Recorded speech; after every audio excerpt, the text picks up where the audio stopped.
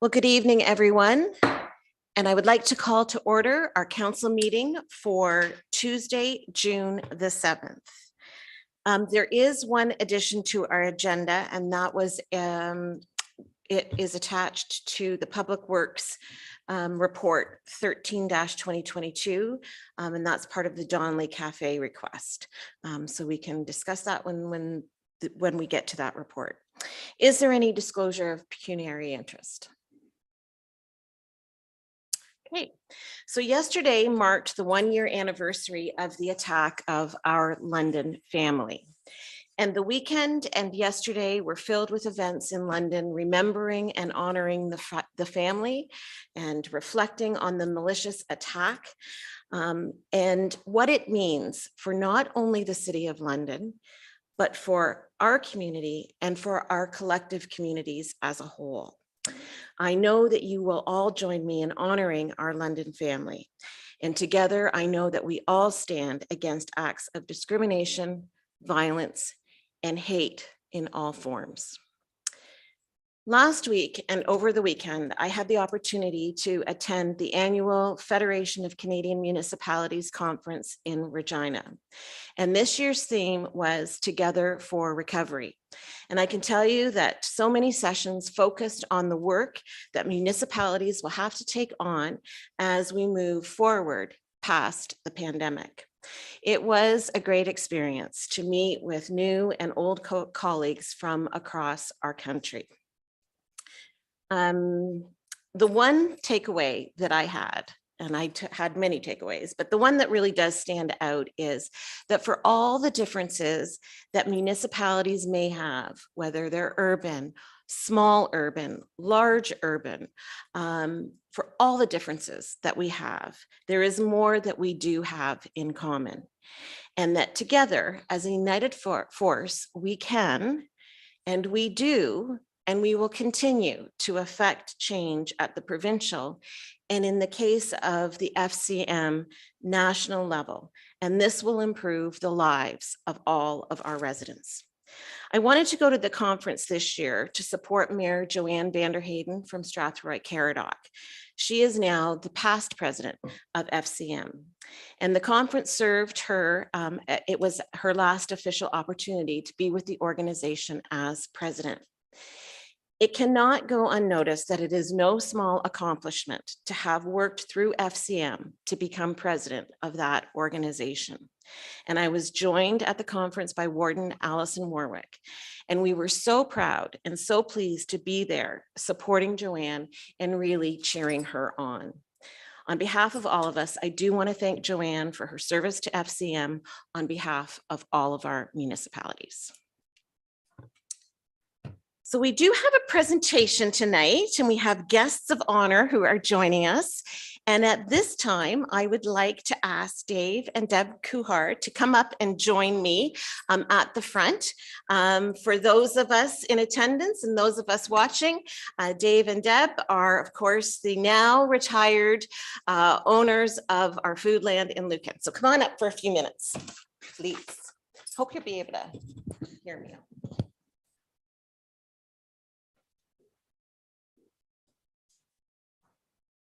So, you know, come on up here and then the camera can see you. On camera. Okay. So first of all, I really just want to congratulate the two of you on your career with Foodland. It did not start in Lucan, but it brought you here. And pleased that you were able to finish off here in Lucan, because there's no question you have become valued members of our community. And the events that you have supported, the organizations that you've supported, Foodland's always had kind of a part in that. And I really do think that's because of how you have come to embrace our community.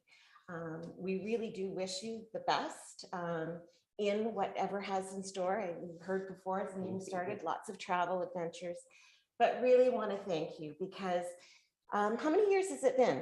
Like, we've been in town 7 years. That's what I was thinking. Yeah. So not a long time. Not a long time. But you have made a difference, and you've made friendships, and so many people know you, and you will be missed. And I just want to say congratulations. So on Appreciate it. behalf of the municipality, just a small thank you and then a small token, just so that you don't forget that you really are still residents here and that you're part of the community. We are, and we expect to remain here for a long, long time. That's good. Thank you very Great. much. Yeah, no, Thank you. great.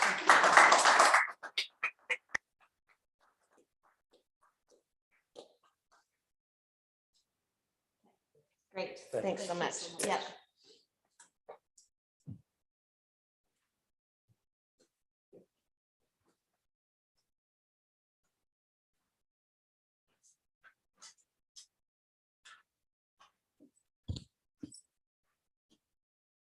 Now, you are welcome to stay, but there's no pressure to stay. I'll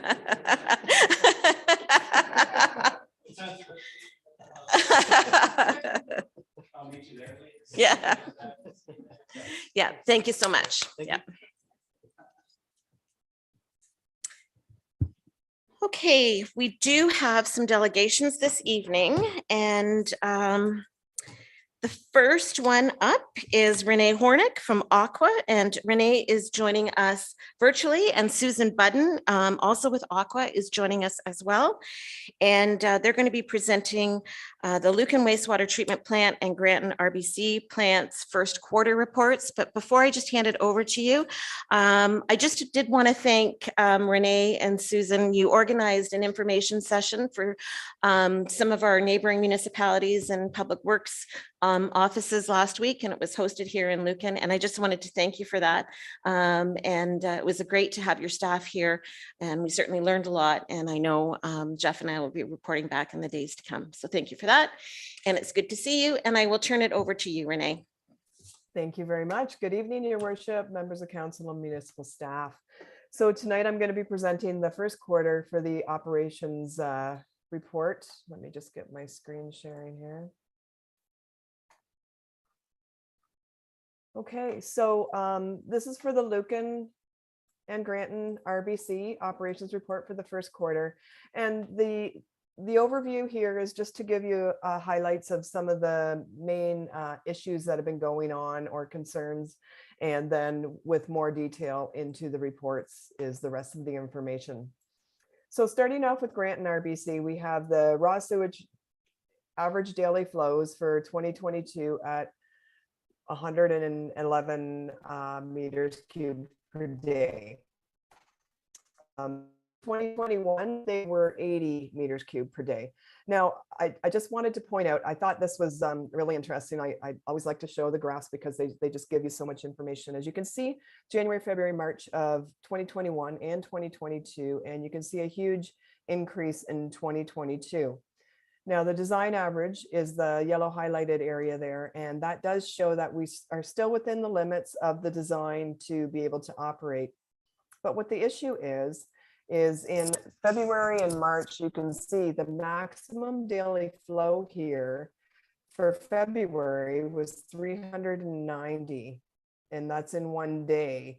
And then for March, it's 433. Now, that's pretty substantial. And that shows that there is probably some infiltration, and that really wipes out the plant when we get high flows like that, not to mention the pump station can't keep up, and it has the potential to backflow into the collection system and cause backups in the system. So that's just something that I really wanted to point out to you. It's some very important information to have. Now, as always, we have the ongoing issues with the pump station pumps plugging, and it's related to the rags.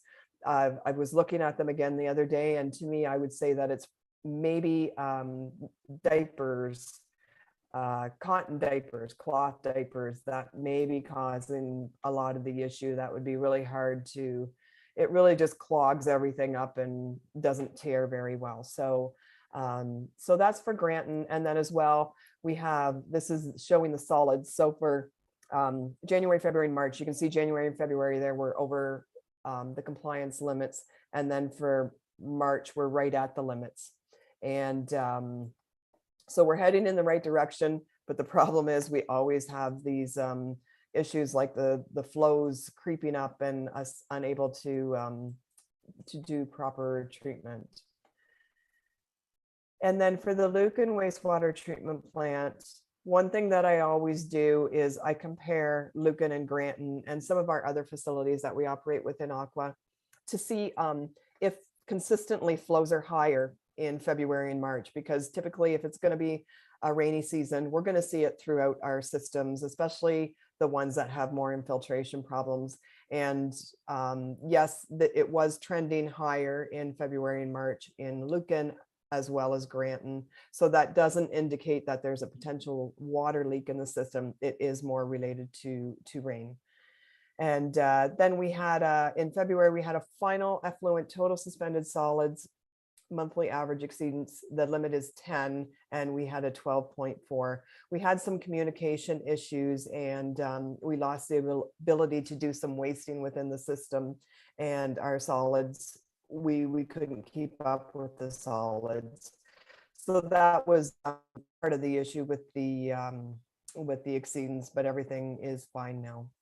So that was all I had to report. Then it goes into the full detailed reports. I'd be happy to answer any questions if there were any. Okay, thank you for that, Renee. We appreciate that. Questions or comments from council? Councillor Westman. Yeah, I'm just the spike in flows and things like that. That kind of concerns me, because if we do have infiltration or people putting their sump pump into the drain, I think that's something we should address very quickly. But the rag issue seems to be an ongoing problem, and like I've posted the video. Your toilet is not a garbage can, and I'm wondering if maybe we should get a little bit more aggressive, maybe do a individual mailer out to everybody, and explain it a little better. I don't know, because that every incident seems to cost a pile of money with broken pumps and what have you, right? So I'd hope to think that it's just purely lack of knowledge rather than intent. So that's So you're absolutely right. The infiltration is an ongoing issue, and it's not like you're the only municipality that has that ongoing issue. I'd like to point out that Julie has reached out to Julie Overholt has reached out to the high school, or no, sorry, the grade 8 students teacher, and we're going to be doing a presentation there, but that probably won't happen until the fall now. So we're getting back out there, getting the communication going, because I've always said that communication is important, and that is a lot of the issues. I think there was talk at one point that we're going to do maybe like a door-to-door knocker. So maybe to that point, to Alex's point, we can look into maybe some more targeted communication with Granton, right? Any other questions? Oh, yeah, sorry. go ahead. Aqua, Go ahead, Aqua Renee. does have a lot of good information that we can provide to you for the door knockers. So I'd be happy to work with Jeff and Julie on getting something together, and then they can decide what you want to put on the knockers. I would be happy to do that. Yep, perfect. Deputy Mayor Manders. Just on the sump pump potential, maybe they're not connected properly, or what is our fine for that if caught? Unfortunately, that would be through your bylaw, and Oh, sorry. Yeah, I was looking at Jeff. oh, I'm sorry. Yeah, and through the mayor, I'd have to go back to the bylaw, but I believe there is a fine for it. It's not an overly a large amount, No. but it does allow us to force people to make the changes. Yeah. The hardest part about it is changes can be made, but they can be made right back again the next day. Right. And it's costly. There is a cost to finding out where these infiltrations are. We may even have to go to court to go into people's houses, because we may have to force ourselves in. So it's not as easy as it sounds to find the infiltration. If we can narrow it down to neighborhoods, we could maybe target that. But probably, I guess where I'm going with it is probably eventually maybe future council or staff, the fine definitely needs to supersede the expense to find it, and which is expensive. And I'm guessing that the fine isn't $5,000. It's probably $500 or $100. So I don't know how aggressive we can get with the fine. Regardless, it may may think of, anyways, may make people think twice, because if the fine isn't much, it really doesn't matter. And then I just, before you get back to your truck, be rehooked up if the fine's not much, so. But anyways, and also too, that's the first time I've heard the word diapers. I've heard rags, but the first time with the diapers. So that'll be good to put on the literature and the information. I mean, we've heard rags several times, but that's interesting. If it maybe, if through the time it's hard to identify, maybe it's been diapers. So maybe it is just somebody, we know, a person or somebody not realizing it. So that's good to know and be good to put on the literature. So yeah, thank you. Yes, I hate to say this, but I was looking really closely and it's like, yes, that has to be something like one of those stretchy cotton things. And I would say like a diaper, honestly, so quite possible. But yes, I'd be happy to work with Jeff and do whatever we can do, but he's right. It can be changed the next day. It's a very difficult thing to enforce. Councillor Regan, did you have your hand up? I did, if I may, Madam Mayor. No, just firstly for what the Deputy Mayor said about, it just surprised me about the diaper issue, of course, and that was not shredding well. But I remember, Renee, on one of our many tours of wastewater facilities, we did talk a little bit about you folks doing a video series. I think we talked about that. It's like for education. And nothing spells pressure in a household than a grade 7 student going after their parents saying, did you know that? So I'm just wondering if that is part of the township as well. If those are things that we could post as well. Because as Councillor Westman's pointed out, we have started with education and he's taken steps to do that, but we do need to step that up if that's the kind of thing that we're seeing. And I'm understanding from your report that this is something that's increasing. It's happening more frequently. And is that correct? Well, it is increasing, but I would also say that it may be related to the higher, like we're in a rain season, right? So they may sit in the collection system, but as soon as there's a heavy flush into the system, that's what causes a lot of the issues for our plugging. So we may see less over the summer just because summer is typically drier. And but then when we get a heavy rain, we'd get another flush, and that would typically be what happens. All right. Thank you, Renee. Thank you, Madam Mayor. Right. Any other questions or comments? Councillor Hodgins. Thank you. With the 5 days where the design flow was exceeded at the Granton RBC, did we have any reported backups into people's residence? There was one incident that it was very close. It was the first house to the pump station in Granton. And I believe there was a little bit of backup. Or that may have been last December. I can't remember now, but there has been one backup. So out of the 5 instances, there may have been one, but it was not substantial. Okay, and just follow up on that. Like, have we seen these design flows exceeded historically in the past, or is this something that's new? And if it is sort of a high risk item that may cause backups in people's homes, is there anything we can do to target that and address that issue? So it's hit and miss because it all depends on the rain. If we're going to get a heavy rain, if it can rain for 3 days straight, and that's fine if it's slow and steady. But if we're going to get a heavy rain, that's when the instances happen. And there's no, I'd say yes, maybe it is happening a little bit more frequently than the past, but that's just weather related. The storms seem to be getting a bit worse. Thank you. Yeah, one last question. With some of the compliance issues that we're seeing, like not meeting our targets, just wondering if there's any repercussions to that, either through the Ministry of Environment or otherwise. So internally, we are being checked out thoroughly, which means we have the optimization team working with us consistently to ensure that we get these problems resolved as soon as possible.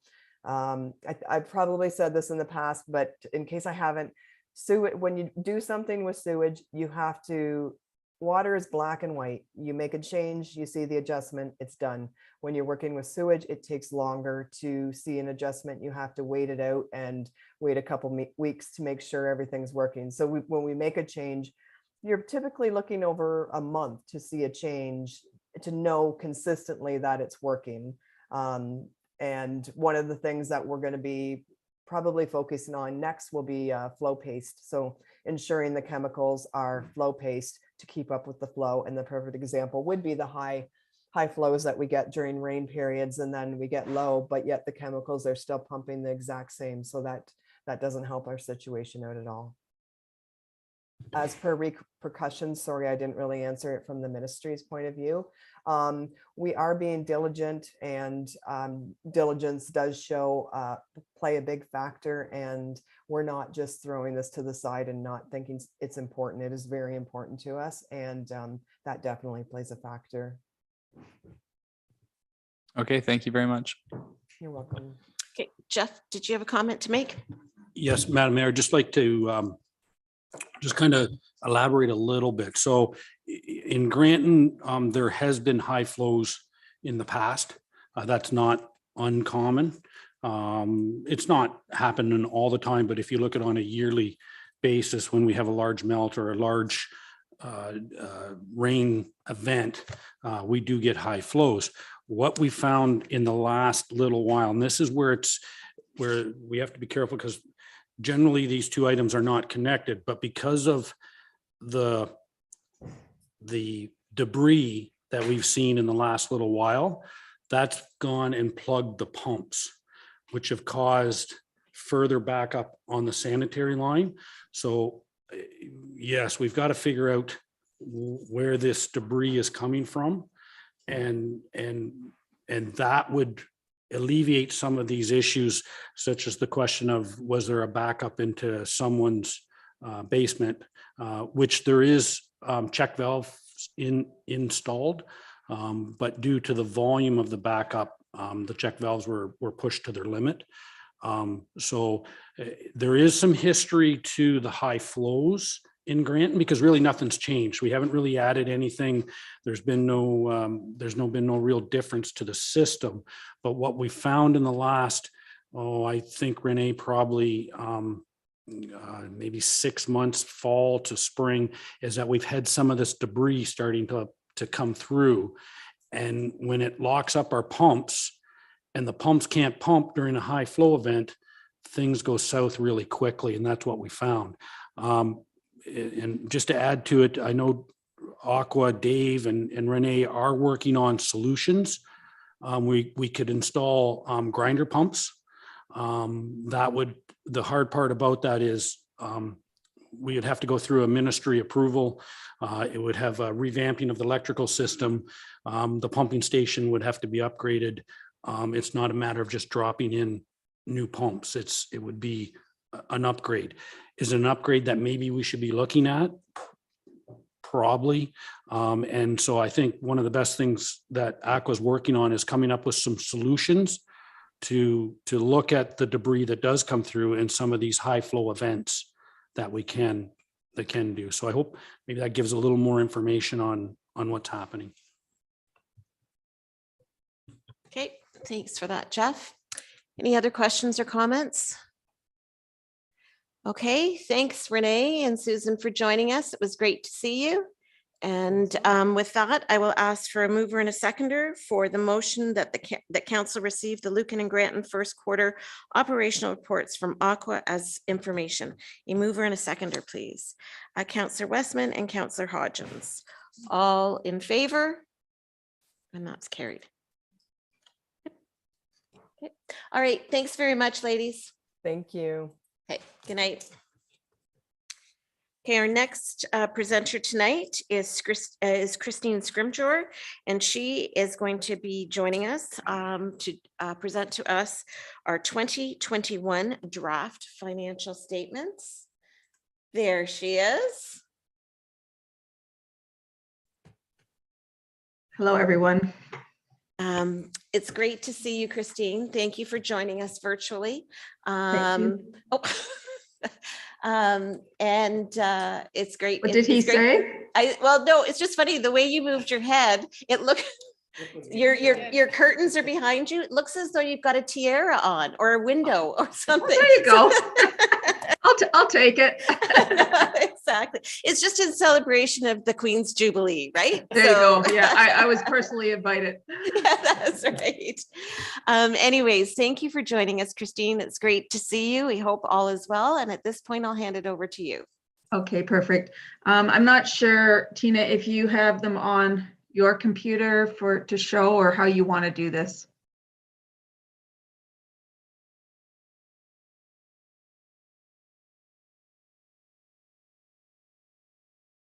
So I can't hear. We're just figuring that out. Who's going to share the screen? Would it be easier for you to share your screen, or would you prefer us to do it, Christine? Well, if you've got it, that would be great. Okay. Yeah. We're working on that right now. Okay.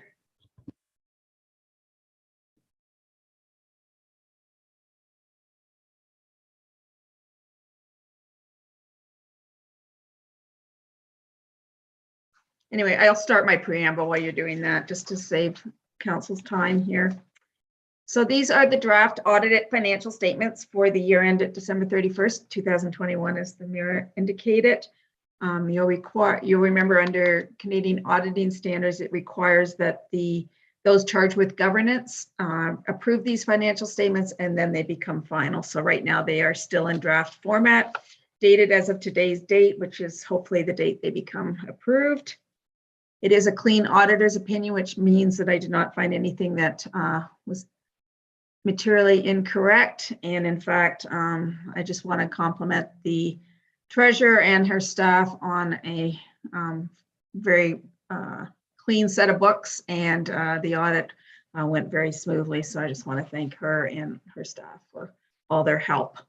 So if you want to come down 5 pages to the balance sheet, sorry.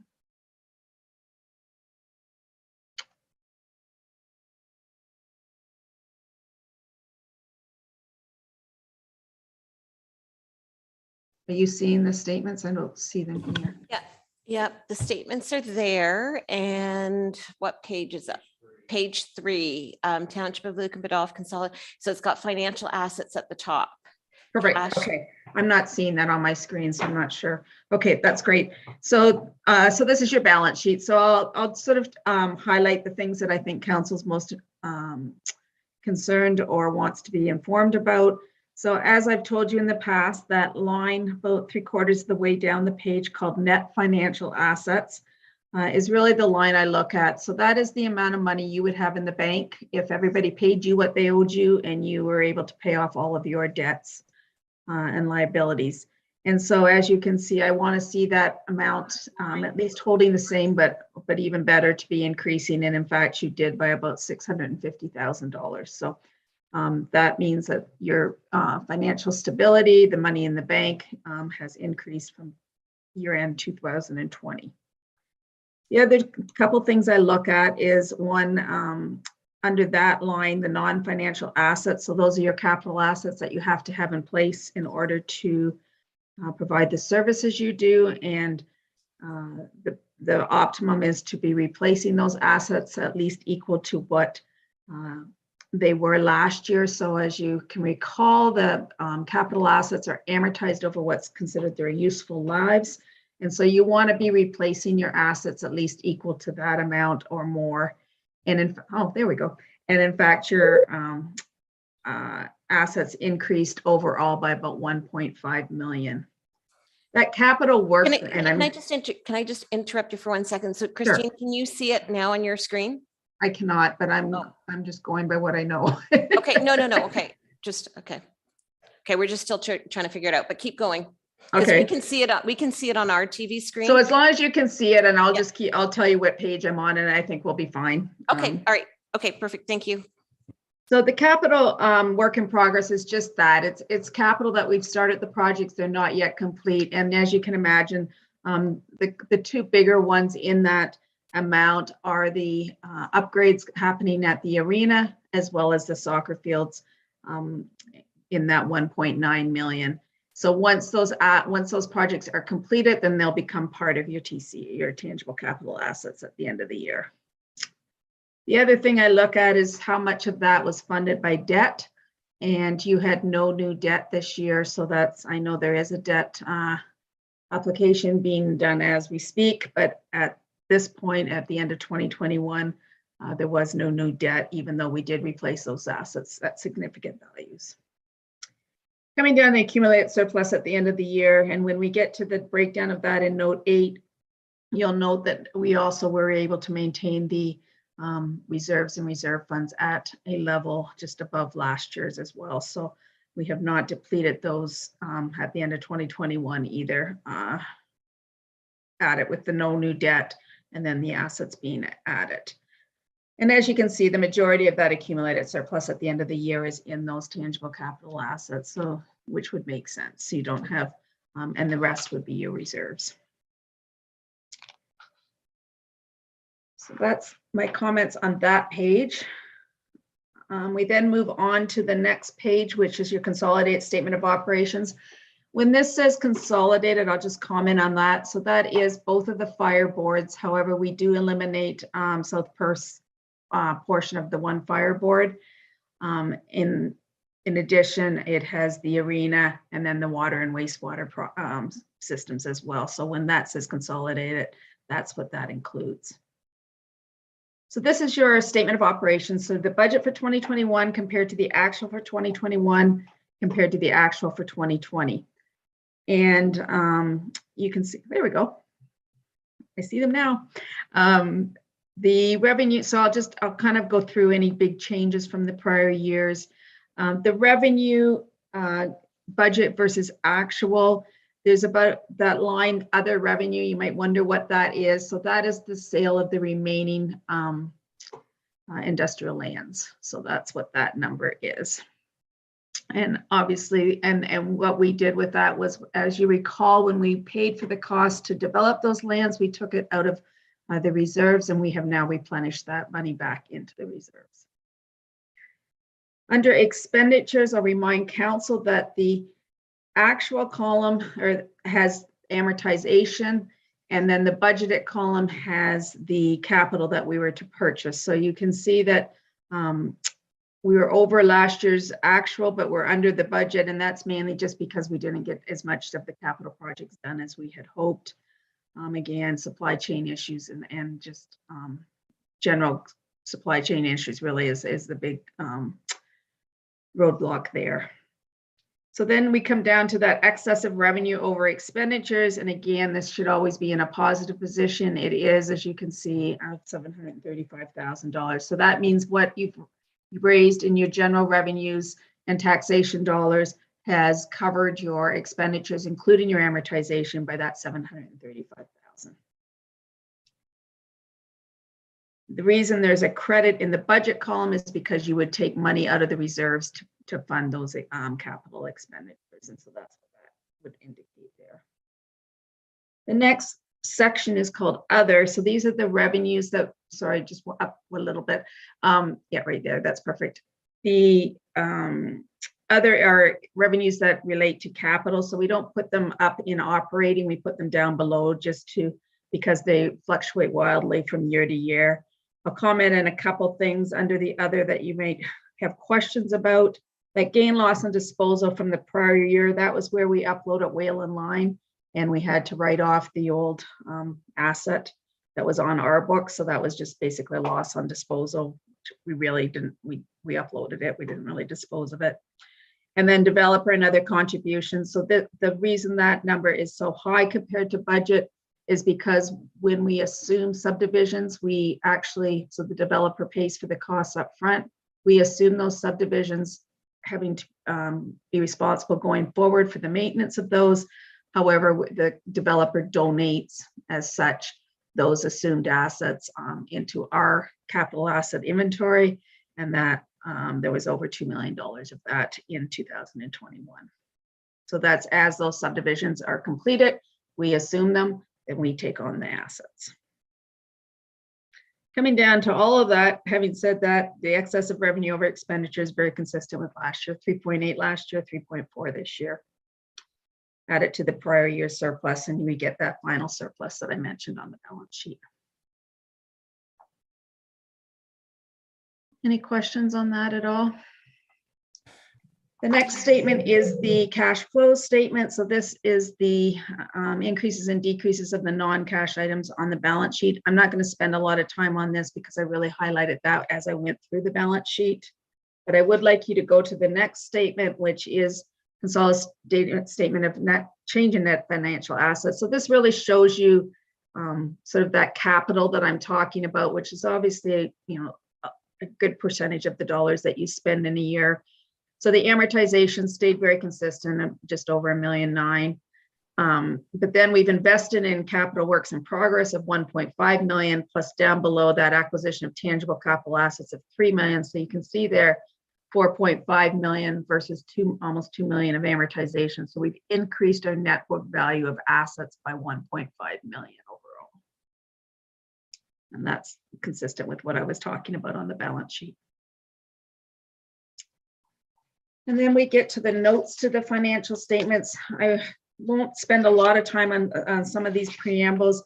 If you'd like to go to note number 4, which is the operations of the school board in County of Middlesex, I will comment on the fact that included in these these numbers are not included in these financial statements. So the revenue that you saw on that income statement, in addition to that, there's almost $4.5 million of revenue that your staff are responsible for collecting on behalf of the county and school boards, and then remitting those.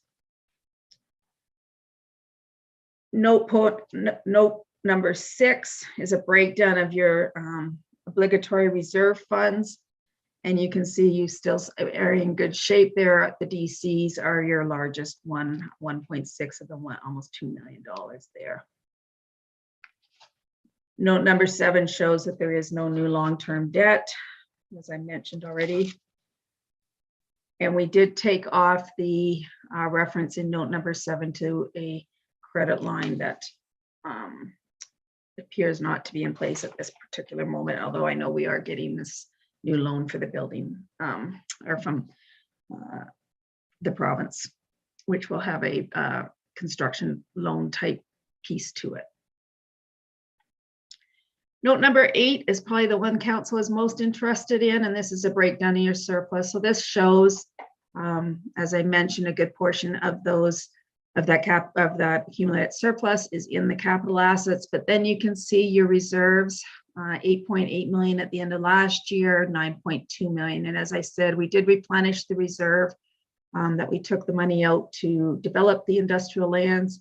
That has been done as well. The surplus for the year was also put over to the reserves as was indicated from council's the May meeting. So overall, that's your accumulated surplus, which ties into the money, the numbers we've seen on the balance sheet.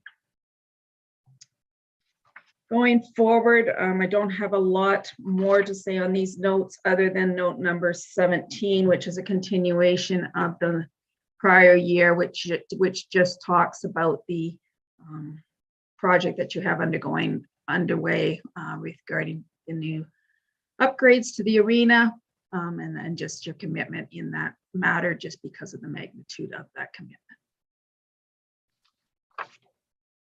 And then we get into the notes to the schedules to the financial statements. The first one is a breakdown of your capital assets by component. And as you can imagine, the infrastructure is your largest value there, followed by buildings. Infrastructure would be water, wastewater, and roads. And then the next schedule is a required schedule. As you're aware, you file an FIR with the province, and it is done on what's called functional basis, so by functions of the municipality. And so this breaks down these financial statements into those functions, which then is a segue into the FIR. And that is my report. Okay, thank you very much, Christine. There's lots to evaluate there. Questions or comments for Christine? Deputy Mayor Manders. We're going to be doing a lot of investing, obviously with our arena, our pool and soccer fields. And it's interesting, you making the note that we had no new debt last year. might be retiring debt this year. I'm not sure. One loan might be coming up. But I guess when people ask us, the ratepayers ask us, why are we confident in investing back in the community? I'd like you to either correct me or support me or just verify where I'm off base, or let me know when Catherine should be interrupting us when we're spending. But is it with our tax base basically increasing, our DC charges increasing, our reserves went up around 400,000. If I guess when we take on this, when we invest and take on new debt, the telltale sign when we're going too far is when we start to see our reserves at the end of the year dropping, that we can't put enough in there. That's basically the only telltale sign, correct? So next year, if we saw, that to service that investment, it's costing us $1 million out of reserves, which it won't, but that would be one telltale sign, correct? That we've overdone it. Right. I agree. Or how do we answer that question? Or how do we make sure that we, when do you hit the pause button? Sure. But so there's a couple things I'll answer to that. One is the province keeps track of how much how much debt you are allowed to take on. So you always have to and so as I send in the FIR, they send back a document saying what your annual repayment limit is. It's called an ARL. And so that's one of the stop gaps that would be there, that the province would step in, obviously, at that point. I'll draw your attention to the Consolidated Statement of Operations, because I think this is really what you want to say to ratepayers. Of the 9.5 million, let's take out the $500,000 for industrial land, because quite frankly, that's not going to happen every year. That's not something we can bank on. So let's say $9 million, just for round sake. 8 million of that is based on user charges or taxation charges, which is growth. And providing these services is going to then provide the growth, which is really the backbone of what your revenue is. And so as you invest in assets in the community, your growth happens, and that then supports that new debt. So I think that just in, what's happened with property values as well. I mean, that's going forward, obviously, for the next budget year, but you're in good shape as far as your growth goes in relation to a lot of other smaller municipalities. Yeah, no, and I think what's helping us that people don't realize is, I think with the industrial park, that new tax revenue, which we've never had before, and really we've had it, but not to the extent we're currently having it or about to have it, that new tax base. So that's, even as things, if they soften in the housing market, it's interesting to have that base coming in now or future. So right, and it's taxed at a significantly higher tax rate, as you're aware, right, which is that rather than residential. So yep. All right, no, thank you for that answer. Any other questions or comments? Councillor Regan. Thank you, Madam Mayor. Just more to the Deputy Mayor's point. So when we do borrow money, so when we're doing that sort of thing, and the province checks how often, because we know we do hear of some municipalities get themselves into a bit of trouble. So do they review all of these sorts of loans? I guess just because ratepayers, so somebody had actually asked me that about the fact that we're spending some money here on various projects for the community. And they were just a little concerned, and the Deputy Mayor mentioned hitting the pause button, which was the phrase that they use. So I'm just wondering where that fail safe is. Does it happen every time we're spending money like that, or we're looking for loans? I just like, maybe residents might be interested in that. sure. So yes, so that it happens once a year. And then as well, when the type of loan that you're applying for right now has all of those built-ins as well. They require all of those documents from the province, making sure that you're within your limits of being able to issue debt. So there's really, your lender is looking at that as well as the province is looking at that. So both are looking at the exact same documents, and that every year the FIR gets filed, then that document comes out saying this is what you can afford to pay in debt. All right. Thank you very much. Thank you, Madam Mayor. Okay, anything else for Christine? The one question I had, well, I had a few, but you hit on all those marks as you went through. But the one I have from page 9, there's reference to a trust fund. And I can't Yes. believe in all these years, I haven't asked this question. What's the trust fund for? Or maybe I have, and as soon as you tell me, I'll say, oh, that's right. What is it for? Well, your CAO will love this. This goes back to a long time ago. So there used to be what was called ORP loans. I don't know.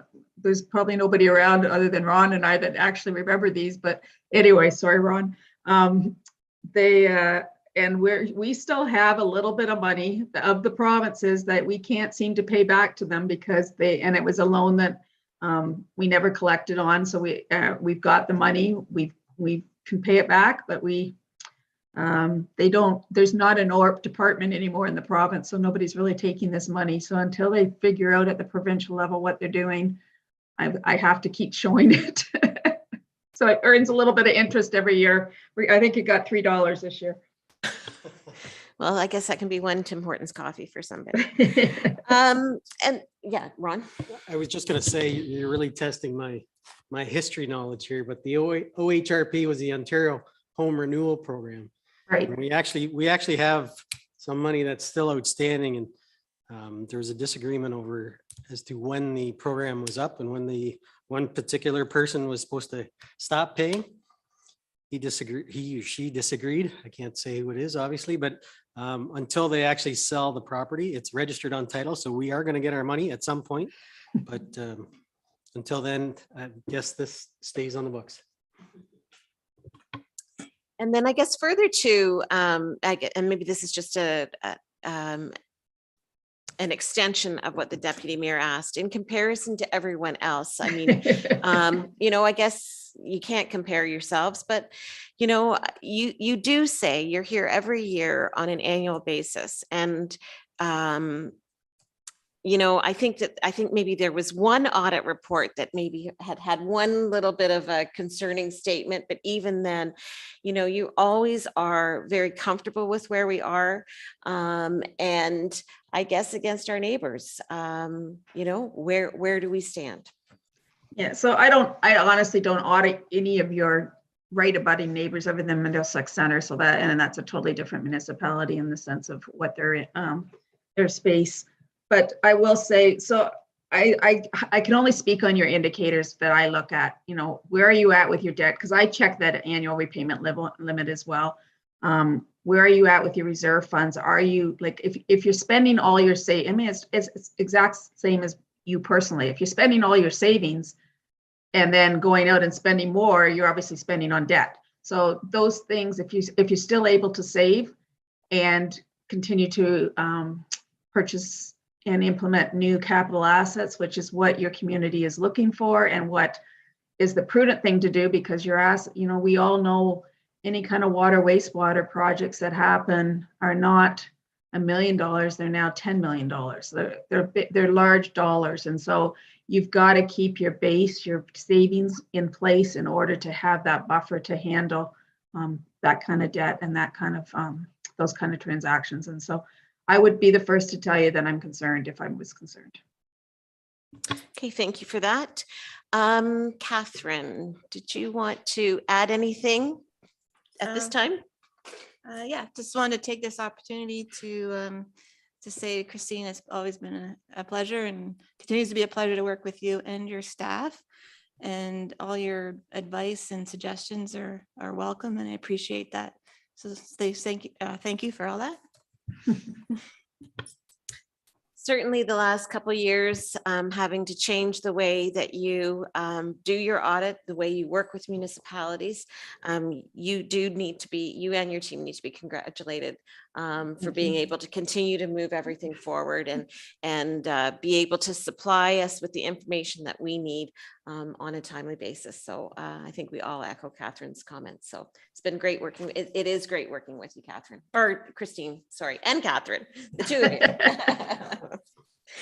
So if there are not any other comments or questions, the motion in front of us is that council accepts the draft financial statements as presented on June 7th, 2022, and a mover and a seconder for that, please.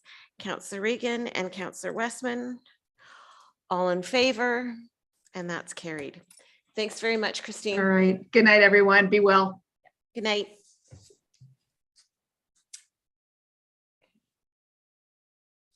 We have the minutes in front of us from May 17th, and I trust that you've all had opportunity to review them. If there isn't any amendments to be made, then I would ask for a mover and a seconder so that we can approve the minutes from May 17th as circulated. Councillor Regan and Councillor Hodgins. All in favor? That's carried. Business arising, I don't believe that anything has been updated except the community safety and well-being plan. I couldn't remember if that was last meeting. And Ron, did you want to speak to that update? Yes, thank you, Madam Mayor. So I did reach out to Jennifer Kirkham. She is the consultant that did the initial plan for the county. And the plan that she has developed with the surrounding lower tier municipalities is to have an annual report every October that summarizes what has happened over the past year. And I think also outline what will be happening in the following year. So with council's blessing, that report will be presented in October, and I'm hoping to have Jennifer actually present the report to us. If there was anything from the minutes that council wanted added to business arising. Okay, then we'll move on to correspondence. There wasn't any that were particularly pulled from the list by staff.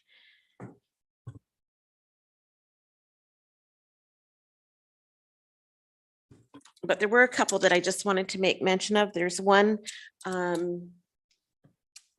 guess the first one, it was on the last list too, but the invitation to the Warden's Charity Golf Tournament, that is coming up. And if anybody wants to participate, you can let us know, that would be great. And then there is an open house with CFDC coming up on June 22nd. And the other one that sticks out to me is the candidate training session.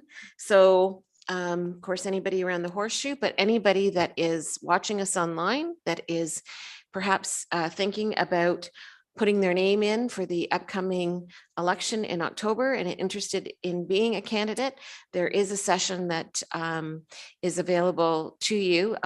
There is a cost to it, but for some candidate training, and that information can be found online on our agenda in the communications package, in the correspondence package.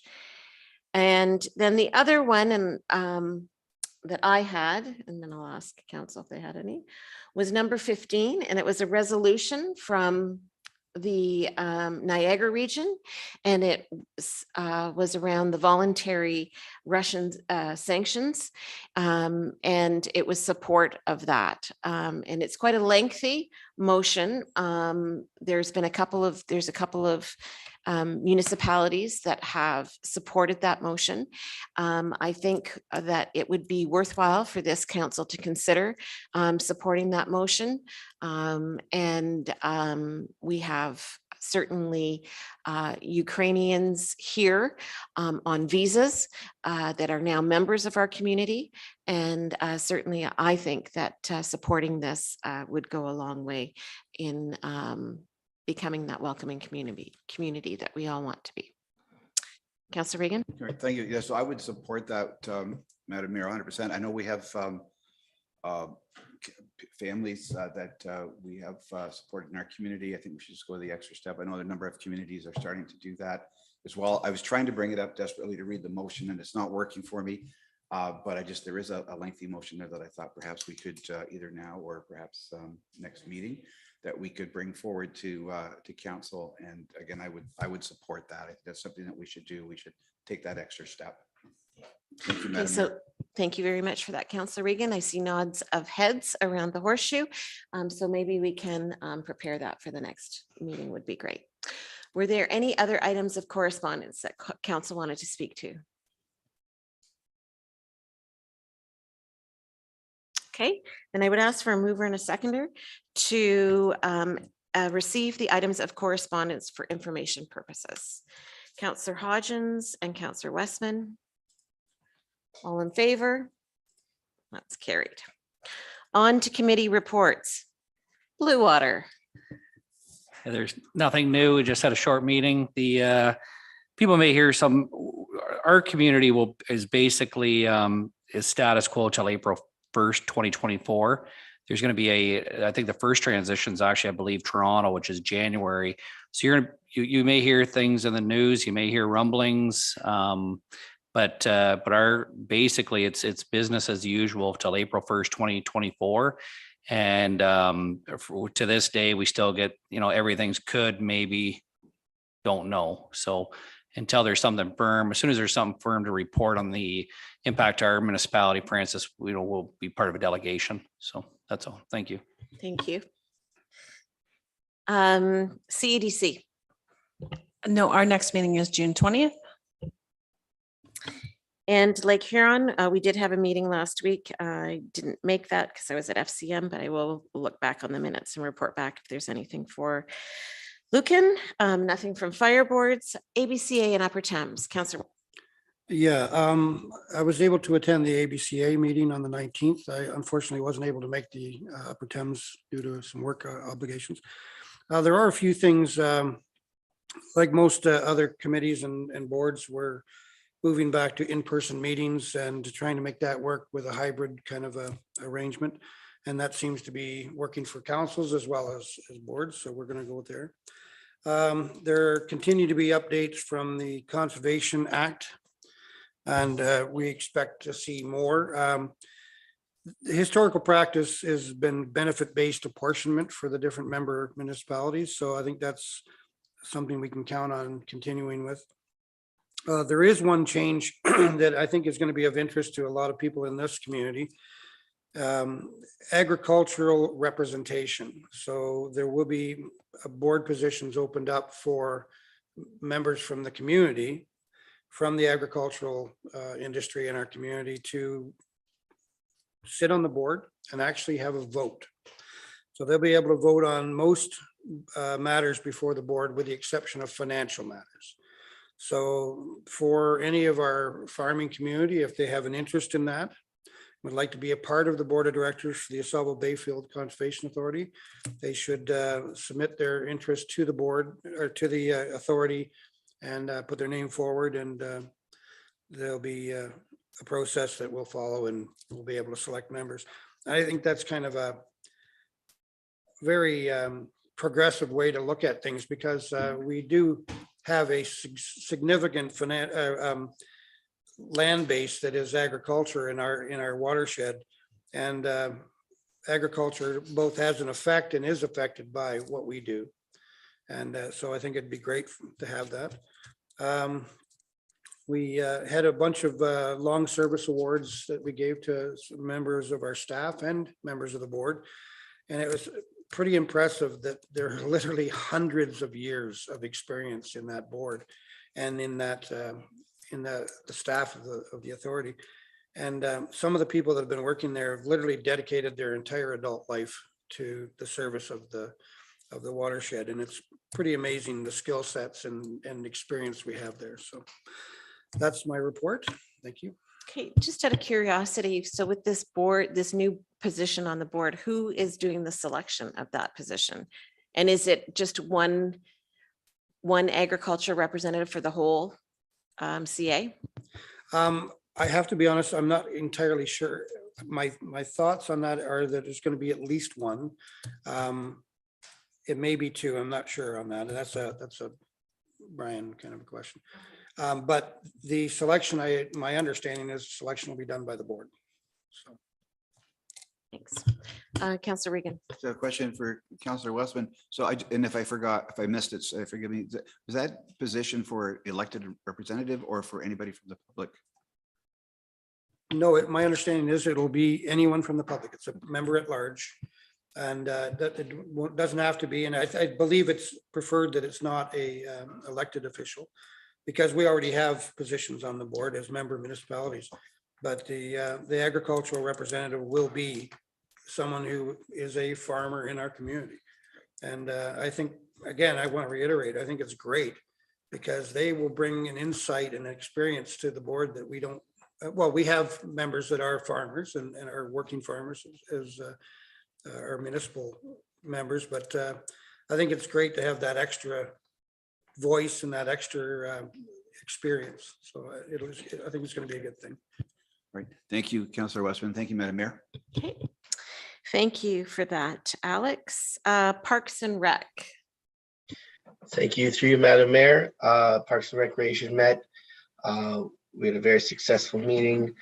There's a lot of concern about not concern, but the progress of the pool. They very strongly recommended that the township take a proactive stance with the pool and make sure that we do whatever possible we can to have the pool open. On top of that, we discussed the multipurpose court was the tenders. We did not receive any tenders. We've since received information back from the people submitting tenders to why they did not supply submission. We're resubmitting the tenders. That's going out tomorrow. I think they will have a positive result. And other than that, the main discussion was at some point, as the township grows, we need to develop an ice allocation policy, as well as a ball diamond allocation policy. It's something that the larger municipalities have, and it's something that, as the future goes, we need to start looking into. Other than that, we are meeting on the June 29th. Okay, thank you for that, Paul. Appreciate that. Okay, that's it for committee reports. So moving on to staff reports. We have one written one from the CAO. Ron. Thank you, Madam Mayor. So it's my pleasure to finally, hopefully, bring this to a close tonight. So in front of council, and actually included in your package tonight, is the official plan update, the final draft version. This kind of culminates a very, very lengthy and complex, and I believe one would say most difficult decision that the council has faced in a long time. So, and I'm pretty happy with the final outcome. I hope council is very happy with the final outcome. And again, it was a very difficult and lengthy process. There's no arguing that, but it is a very important document that sets the stage for the future of our municipality. So just a little bit, Stuart Finlater and Associates presented the Municipal Comprehensive Review Report at a public meeting held November 30th, 2021. As a result of that, the council gave direction on January the 4th, 2022, and a follow-up meeting on May the 17th, 2022. And as a result of that input, the final document is attached to this report. Now, Mr. Finlater outlined the focus of the Municipal Comprehensive Review is on the projected population growth, where that growth is going to occur, or where it should be located within the community. And that covers a period over the next 25 years. So additional residential units, or ARUs, modular prefabricated housing, tiny dwellings, in addition to a number of housekeeping matters for consistency with the provincial policy statement, was also incorporated into the document. The mayor actually mentioned today, and I don't believe I mentioned it in the report, but there was also the health clubs and fitness facilities were also included to be an allowed use in the industrial zone. So just to make sure everybody understands that. So again, next steps, assuming the document is in the format that council approves tonight, the next step is that council approves it tonight. We then package it up and it gets forwarded on to the county. The county is the official approval authority for official lower tier official plans. The county has a process they have to go through. They have to do some consultation as well. There's some timelines there. And I don't know that I can give you any specifics. I can't say whether it's 3 months or 4 months. A lot of that depends on how quickly people get back to them and how quickly organizations get back to the county as well. But assuming all goes well, the official plan amendment is given approval by county council, and it will form the basis of all future municipal planning decisions. And that is, council and staff must follow the plan, and all decisions regarding zoning bylaw amendments, minor variances, severances, etc., must conform to the newly adopted plan. And after the official plan amendment number 10 is adopted, Lucan Biddulph will need to look at updating and consolidating our comprehensive zoning bylaw to ensure that all planning policies and mapping are up to date. So typically, we do the official plan update first, then what follows that is your updating of your zoning bylaw.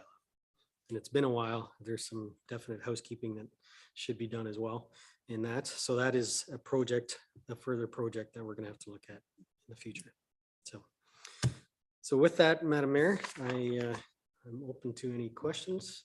I think a lot of it has been dealt with. We do have our expert in the audience tonight to answer any specific questions. Okay, thank you for that, Ron. And as you say, this has been a long process for everyone involved. And it's good to see it here today. Questions or comments, discussion from council? Councillor Regan. I just had one comment, if I may. I just wanted to say, this is of course the first time I've ever been involved in anything like this, and the discussions and the process that we went through. I just wanted to say that I was just very proud of the decision that we made, and I just thought there was a lot of very healthy discussion with everyone on council and with staff as well. So I'm excited that we're at that point and we're moving forward. This is a big decision for this community. It's going to dictate basically how we're going to look for a number of years coming. So again, I just, for what it's worth, thank you for allowing me the honor actually of just being part of that process. To me, it's a big deal. So thank you. Great, thanks, Daniel. Any other comments from councillors? Deputy Mayor Manders.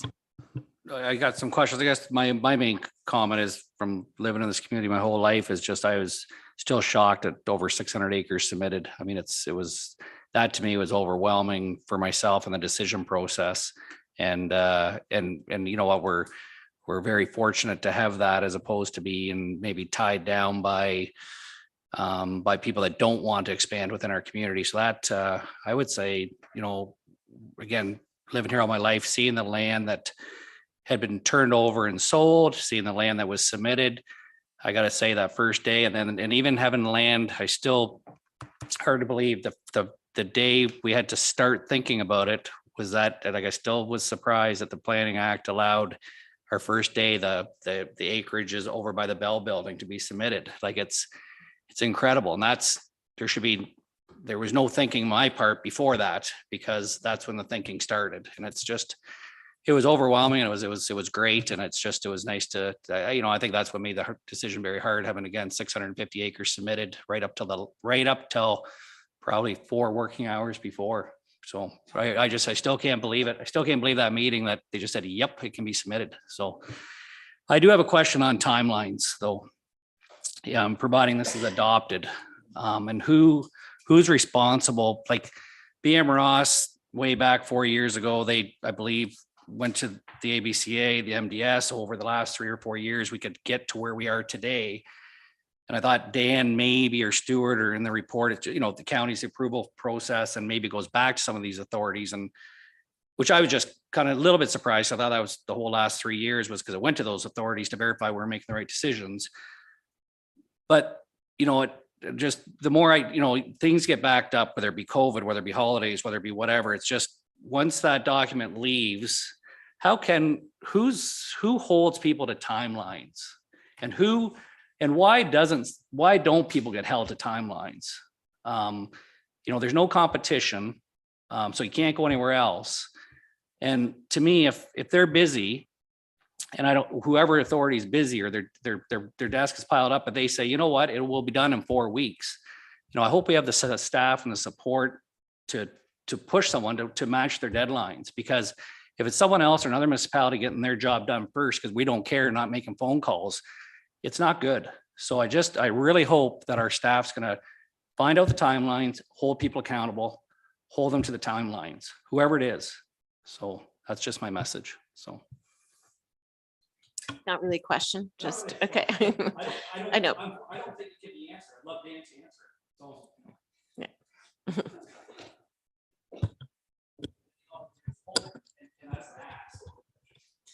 Yeah, so through the chair, Deputy Mayor Manders, so from the county's upper tier approval authority, yeah, we will 100% follow the timelines that are stipulated to us in the Planning Act.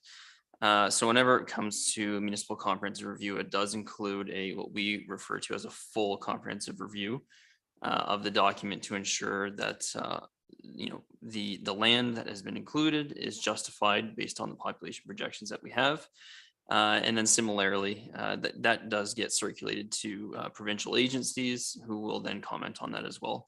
So through that process, if anything comes back where we need to seek further clarification from the local municipality, we will do so through that process.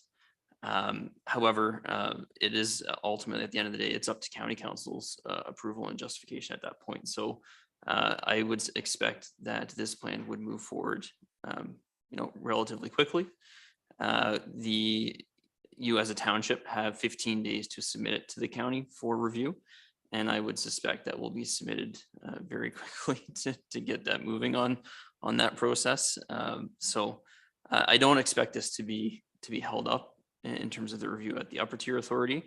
And I would also note this will actually tie into my later presentation today. So there are guidelines and timing requirements of the province to review these plans as well. However, they have the authority to stop the clock. We don't. So in terms of our review, we can't stop the clock, they can. So we would certainly ask that they review it expeditiously. And we have those relationships at the county level with Municipal Affairs, Ministry of Municipal Affairs and Housing to ensure that that does occur. So I would say we certainly will be on them. We will get this reviewed relatively quickly, I would hope. And then from there, it would be on to county council for review and then subsequent decision. I would, however, note that, this is an official plan amendment. It is subject to appeal. So that's something that we can't control. So that is out there. If it does get appealed, then we're open to the entire Ontario Land Tribunal system. I think of like things that are under control, like if the Ontario government, I think you said, can stop and if somebody appeals it, I understand that, but beyond that though, hopefully we would be notified of either of those things. But I think, the key is the communication and if there is any, just knowing that, if there is any tie-ups in that, but yeah, no, understood, but. Yeah, and through the chair, just to further clarify, there are required timelines in the Planning Act to come to a decision on these types of applications. Any other comments or questions from council? Okay, so we do have a motion in front of us, and that is that report CAO-09-2022 regarding the official plan update be received for information, and that bylaw number 29-2022 to official plan amendment number 10 be approved. And further, that the official plan amendment number 10 be adopted and submitted to the County of Middlesex for approval. A mover and a seconder for that, please. Deputy Mayor Manders and Councillor Regan. All in favor? And that's carried. And before I hand it back over to Ron, I will echo what the Deputy Mayor said, what Councillor Regan said about what a exciting process it has been, and it's exciting for our community. I think, official plans are, always reviewed and updated, but to go through the municipal comprehensive review that we have just gone through is something that doesn't always happen in a career. And to Dave's point, the fact that, our little community of Lucan Biddulph had over 600 acres applied for, that has something to say. Obviously let's pump our chests. It has something to say about us and how we do business. I think it speaks also to where we are, surrounding environment. But this has been exciting. It's also been challenging. And I guess with that in mind, and I've said this throughout the whole process, and I said this to Dan earlier about, keeping notes for, the next time he has to go through this with another municipality. But I am serious about having some sort of review process or something where we can sit down, staff and council. Because I do think that there were at times some disconnections that didn't need to be there. And we can only improve if we look at what was done and the experience that we had. We're all happy to be here today, but we can't forget that there were some challenging days in there. And I certainly am all about lessons learned and would at some point like to sit down and the next time we have to go through this, make sure that the process is perhaps a little clearer for those that are sitting around the horseshoe. But that being said, just congratulations to staff, to council, and to everyone involved, because this really is an important document for our community.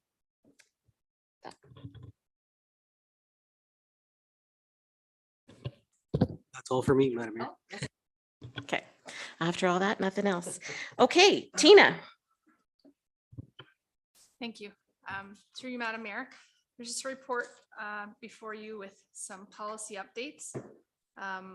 Many of it is housekeeping items and just updating some of our old policies into our new manual, and kind of focused on policies that will affect council expenses and remuneration for the next term of council, so that that's clear and outlined well. So the first one was the clothing allowance policy, which isn't just council, but it's staff, but it was one that needed to be tidied up a bit and combined. We had two old policies that dealt with Parks and Rec staff and the township staff. So we've combined that into one to make it a little clearer. No values or anything have changed in there. It was just combining it to make it a little clearer. The mileage policy was updated in comparing with neighbors. We are recommending that the mileage rate follow the CRA suggested rate. The rate on our existing policy was 51 cents per kilometer, and the CRA 22 guideline was 61 cents.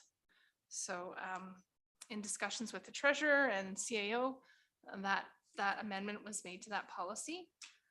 The appointee remuneration policy was tidied up to remove employees from that policy because it wasn't really applicable in that case, and to remove an old committee and just clarify some of the values and rates in there again, which did not change. The council conference, seminar, workshops, and training policy, same thing, nothing changed in there except for we just updated the values because those rates do change with inflation. So we did include the 2022 rate in that policy. And the hours of work procedure was only brought forward just because the employees were removed from the appointee remuneration for meeting pay. So that had to be dealt with in another policy. So that was added to the hours of work procedure. And that was the only change made there. And the council remuneration policy, the big change here is in past, it was a policy and it's been converted into a bylaw. Just notice that all other municipalities have that adopted through bylaw, and it quotes specific sections of the Municipal Act. So no financial impacts to that. We've updated to make sure that it's the 2022 rates on there, and again converted it into a bylaw format. So that's all the policies for this meeting. I can tell you this will be an ongoing thing this summer. I am really working at tidying up some of the old policies and converting them into the new, and some of it will just be a matter of renumbering and putting in the right sections. Some will have some slight changes to them. Okay, thank you for that, Tina. Not always the most exciting work, policy procedure review, but we appreciate it, that's for sure. Questions on anything that's been presented tonight?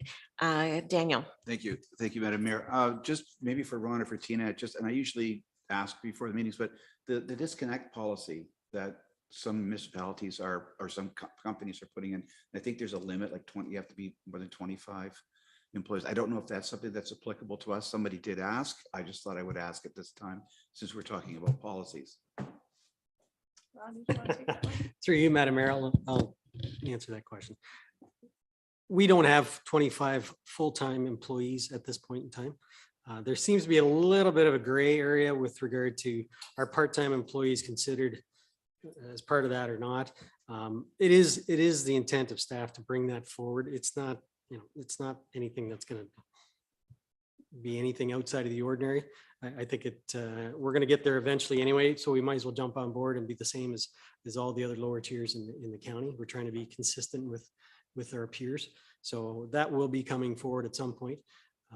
But yeah, not this meeting. Anything else from council? Just one clarification, Tina, just so the bylaw for council remuneration, that will come back every year with whatever that amount is reflected with inflation and that sort of thing.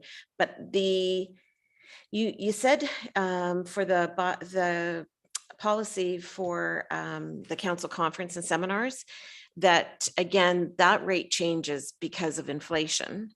But what's in the policy is reflective of this year. So does that have to come back every year then and be updated, or is it worded in a way that it just reflects inflation and how it's changed? So if I recall correctly, there is a paragraph in there that the treasurer is allotted to change that rate with inflation annually. So no, it doesn't need to come back every year. But yeah, Ron's maybe got the correct section there. The same thing with the remuneration. It does give the treasurer, it does say that as an inflationary safeguard, the council's annual salary will automatically be adjusted annually. That's good. Okay, thank you. All right, one last, any questions? Okay, with that, the motion in front of us is that council approves the following policies. 100-09-2022, the clothing allowance, 100-10-2022, the mileage policy, 100-11-2022, appointee remuneration policy, 100-12-2022, council conference, seminar, workshops, and training policy, and 101-13-2022, hours of work policy, and that council repeals policy number 100-04-2019, 100-15-2019, 100-05-2019, and 101-13-2020, 100-14-2013, and 100-14A. A mover and a seconder for that, please. Councillor Hodgins and Councillor Regan. All in favor? And that's carried. Did you have anything else, Tina? I don't, thank you. Okay. Lisa. Just give me 1 minute. Let's switch our camera.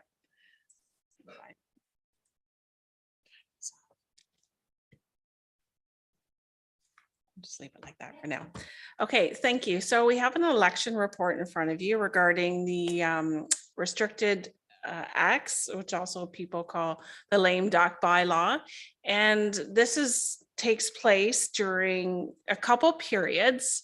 It goes from nomination day to election day, or voting day to when the new council takes over. There is a typo in there, and it's for Lucan Biddulph. We would have to have 3 existing members. We should have, if we have less than, and in the report it says 5, it should say 3. In brackets, it does say 3 though, sorry. So if you should have less than 3 existing members of council seek re-election or be re-elected, the municipality would enter into a lame duck period. And those are the 2 time frames that we would be looking if we do fall into that category during that time. In the report, I kind of go through some of the acts that we would be restricted to as council.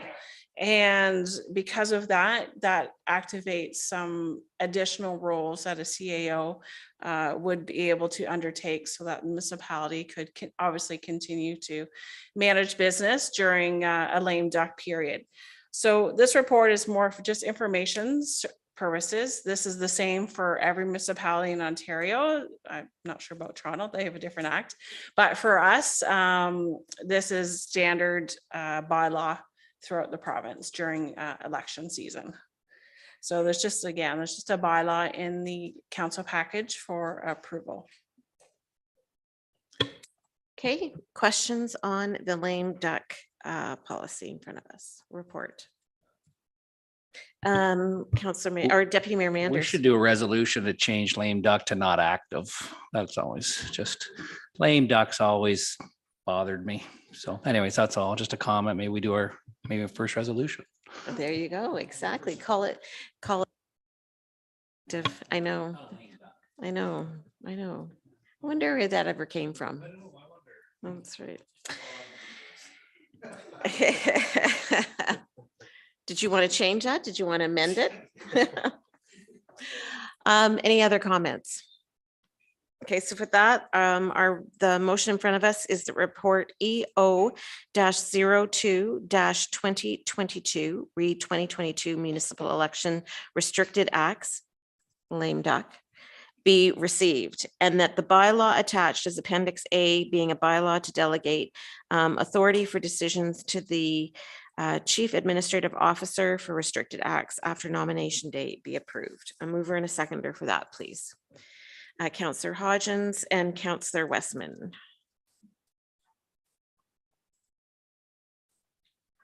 All in favor? That's carried. Did you have anything else from elections, Lisa? No, that's it for now. Thank Great, you. Thank you. We do not have anything, a building or bylaw, any finance, Catherine?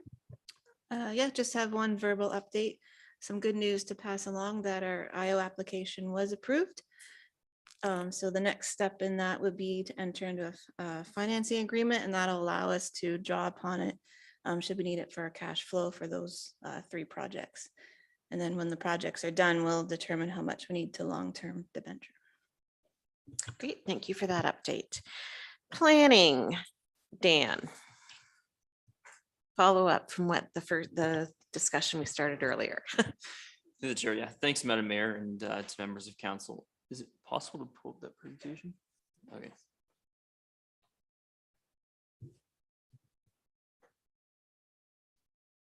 So maybe just as a lead in here, what I'm gonna talk about tonight is a fairly sweeping change from the province with respect to the More Homes for Everyone Act. And the legislative changes that I'm going to focus on tonight are specific to the Planning Act, but I would note that they're not only limited to that of the Planning Act. Sorry, just the second document with the presentation on it. So the changes that were implemented came through Bill 109. Yeah, just on the second slide there, which was enacted on April 14th, 2022. And again, this is through the More Homes for Everyone Act. And the intent of the province, as stated, was to produce situations of less red tape, building more homes more quickly, making it easier to build community housing initiatives, as well as protecting home buyers, homeowners, and renters through the entire process. So this really focuses on, at least the Planning Act changes in general, focus on that less red tape, more homes initiative that the province has undertaken with the changes. So just to give a different broad perspective, there are changes that happened both to provincial planning authority as well as upper tier authorities, and then at our local level here with the lower tiers. So in terms of the provincial approval authority changes, they are required now to review official plan amendments. This is specific to county official plans, though, within a 120-day review period. So once that application is made to the province from the county, they have 120 days to review and respond to that plan. However, I would note that they did include a provision in that they're able to actually suspend their time frame based on their review and approval of those periods. So not really kept and maintained to that 120-day period, they are allowed to pause that through that process. And I would also indicate that the minister, through this particular process and through the new legislative changes, can actually also refer official plans to the Ontario Land Tribunal to review instead of them. And that is also to either make a decision on the official plan or to provide a recommendation back to the minister, who can then make a decision. And I would note that these suspended timelines that they have included are retroactive to current official plan reviews that they have going on with the Ministry of Municipal Affairs and Housing.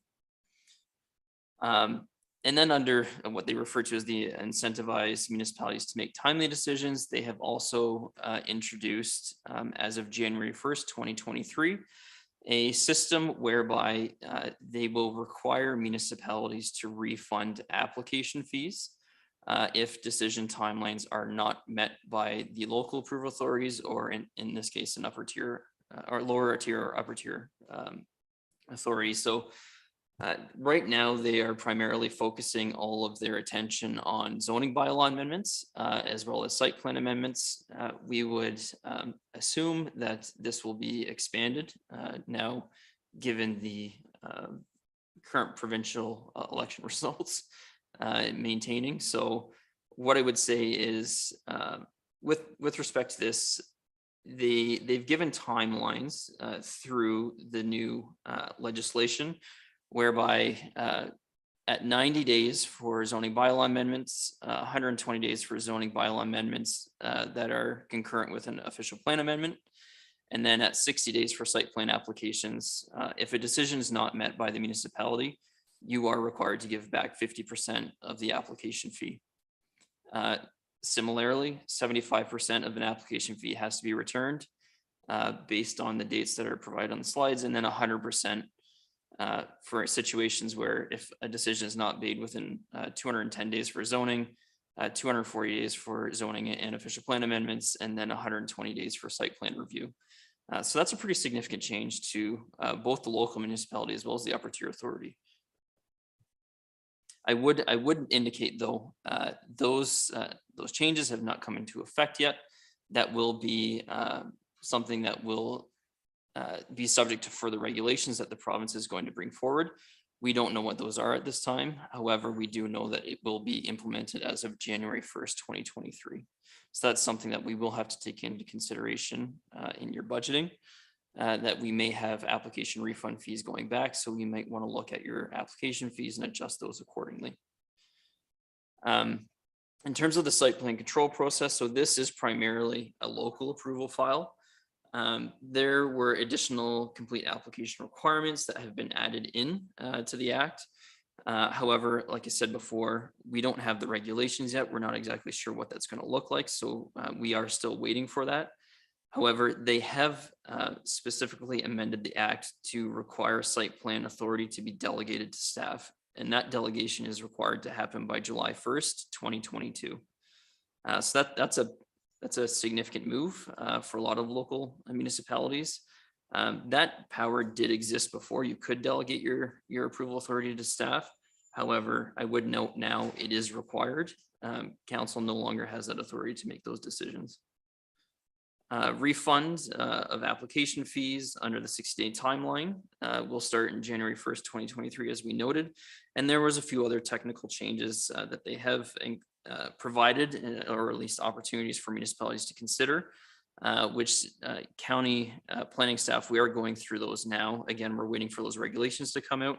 However, we kind of want to get ahead of the ball. So we will be providing kind of our synopsis to lower tier municipalities as to what we think might be an appropriate way to proceed in terms of site plan review applications.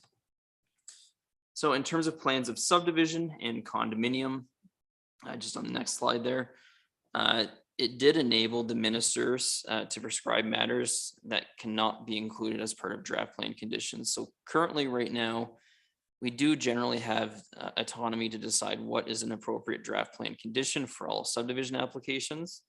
However, basically the province is saying that there are certain matters that will not be subject to draft plan condition. or review further. So, and their basic understanding of this is that they're trying to prevent scope creep. However, again, we don't have any details provided as to what that means at this point. So stay tuned, we're waiting. And then further from that, they've also introduced a new provision that basically states that if a plan of subdivision has lapsed within a 5-year period, the county does now have the authority to go back and deem that to have not lapsed and reinitiate the process of that application. So currently you would have to, if your subdivision lapses, you would have to reapply. However, if a subdivision has lapsed within that 5-year time frame, the county does have the authority to go back and basically reapprove that draft plan approval without having to go back to the public. On the next slide, it gets into the community infrastructure and housing accelerator programs. So a new authority that has been added in is with respect to minister zoning orders, or MZOs. These aren't new. They have been in there. However, they have been expanded. And it's essentially, if you really think about it, it's a zoning bylaw amendment without actually having to go to the public. So what you're doing at the local authority, lower tier authority, is you're basically asking the minister to make a decision on a zoning bylaw amendment application without consulting the upper tier authority or the public. MZOs, I would note, we're kind of waiting on what those regulations are going to be. However, they do note that we do have to give notice and consult, but it's as the municipality considers appropriate. So it really leaves that door open as to what those requirements are. And I would also note that a minister's zoning order is not subject to appeal. So no one from the public can appeal it, and an upper tier authority, in this case, the County of Middlesex, would not be able to appeal a decision of the minister. And then I would also note that these approvals generally appear to be geared towards community market and long-term care housing strategies. And also with respect to transit-oriented developments, maybe not necessarily something that we're super, I guess, akin to in our particular local instance. However, it is something that exists there, that is as a power that's been added to the municipal docket, and it's something that could be used in the future moving forward. Other changes that have also been included is a ministry commitment to provisions of data sharing with municipalities.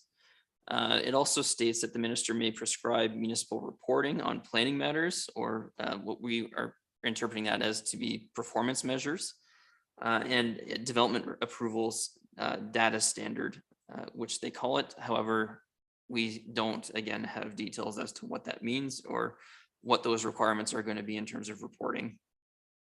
I would also note that there are new requirements for reporting for community benefits charges, as well as development charges. So based on the current legislation, they are stating that the municipality must conduct 5-year reviews and post those online, make them transparent, which basically says these are the charges you have collected and this is what that money is intended to be used for. So it's about creating transparency in that particular process. As well, the minister may prescribe the use of surety bonds instead of letters of credit. So our primary, currently right now, our primary source of securing, whether it be subdivision files or site plan files, is through irrevocable and automatically renewable letters of credit, where the municipality is basically listed as the #1 drawer on that particular file, and they can draw that funding at any point should works not be completed to the satisfaction of the municipality. Surety bonds, as we understand them, are a bit different. They act more like an insurance policy more than an irrevocable letter of credit. They have been used elsewhere. We're still kind of going through what the implications of that is at this time. It doesn't necessarily say that it has to be used, but it certainly opens the door for their use in the future. As well, they have provided additional funding to the Ontario Land Tribunals. And they've also enacted transition provisions through the transition of the previous to what we're now seeing as part of Bill 109. So through County Council, Dirk Vanderwerth has provided some initial thoughts as to what he would consider, as well as county planning staff. We kind of broke it up into what the County Council considerations are and then what your local considerations are moving forward. So in contrast to the incentivized timelines for municipalities, there's a bit of concern that the ministry can pause their review on official plans and they can refer those to the OLT. So we have really unanswered at this point as to the requirements for refunding fees on official plan amendments. Where does that lie? Is it our responsibility to refund those fees even though we're not subject to those review periods? So we're still kind of waiting on answers from those. We're not exactly sure what that means. There's proposed changes do largely impact local approval authorities. So from a county perspective, we have, with the County of Middlesex, limited authority in terms of our review of applications. Most of the authorities have been delegated down to the local municipalities. So if you think about your site plan reviews, your zoning bylaw amendments, as well as your consent files, those are all local files. The county has delegated those authorities down to you. However, I guess from the county's perspective, it really holds for the official plan amendments as well as the draft plans of subdivision. So that's where the county's authority really rests with our review of these changes. I would also note that a minister's zoning order could effectively allow the local municipality to bypass county approval authority or potential upper-tier review of applications. And then the timing requirements of zoning bylaw amendments related to plans of subdivision, they can be problematic. We've seen it in the past. In terms of the zoning bylaw, I believe the initial phasing of return of funds is at 90 days. And subdivision applications generally take between, I think it's 120 or 180 days for review. So things aren't lining up. We effectively would have to make a decision on a zoning bylaw amendment before the draft plan is approved, or could be. Also, initial thoughts from the local municipal perspective. So there's significant pressure on local municipalities to respond very quickly. At the same time, you're potentially reducing your resources if application fees are required to be refunded. There are also often pinch points. Certainly we see in our review of different files that are not going to go away as we see them. A lot of our engineering gets consulted out in terms of review. We're also commonly waiting on reviews from different agencies like conservation authorities, CN Rail, Ministry of Environment, Ministry of Transportation. So we have a lack of understanding as to what it means as to if we're waiting for them. But as far as we're aware, the province has basically told us that the refunding of those fees is based on an approval at the local municipality, and that from the provincial perspective, they're not responsible for refunding those fees, you are. So it's a potential pinch point for sure. Municipalities may also have to make deliberate decisions to either approve or deny a zoning bylaw amendment within the time frame for reasons while being aware that you may have a potential fee refund. So you could find yourself in a position where you're basically either forced to make a decision on the zoning bylaw amendment just because you don't want to refund the fees, or conversely defer an application knowing that you full well will have to refund fees moving forward. And then further from there, municipalities will have to ensure that your community improvement planning application fee rebate programs, if you do have one in place, addresses those fee refunds so that you're not double dipping, if you will, in terms of a refund. For site plan approvals, municipalities again, must delegate that authority to staff. And that will place, greater emphasis on likely pre-submission reviews of applications, as well as potentially conditional approvals to meet those timelines. So the county is still reviewing that with planning staff, and we will provide our local municipalities with what we think is the best strategy moving forward. But effectively, what we're looking at now is either, and this was a response from the ministry when we were in review of the plans, effectively requiring a substantial level of detail at pre-application and pre-consultation, and just continuously rejecting an application until such time as we're ready to approve it, and then we can accept it. So I'm not sure how that's really going to save timelines at the end of the day. Maybe it will. But then we're looking at the potential for conditional approvals to meet timelines, which we've seen with our last 2 site plan applications.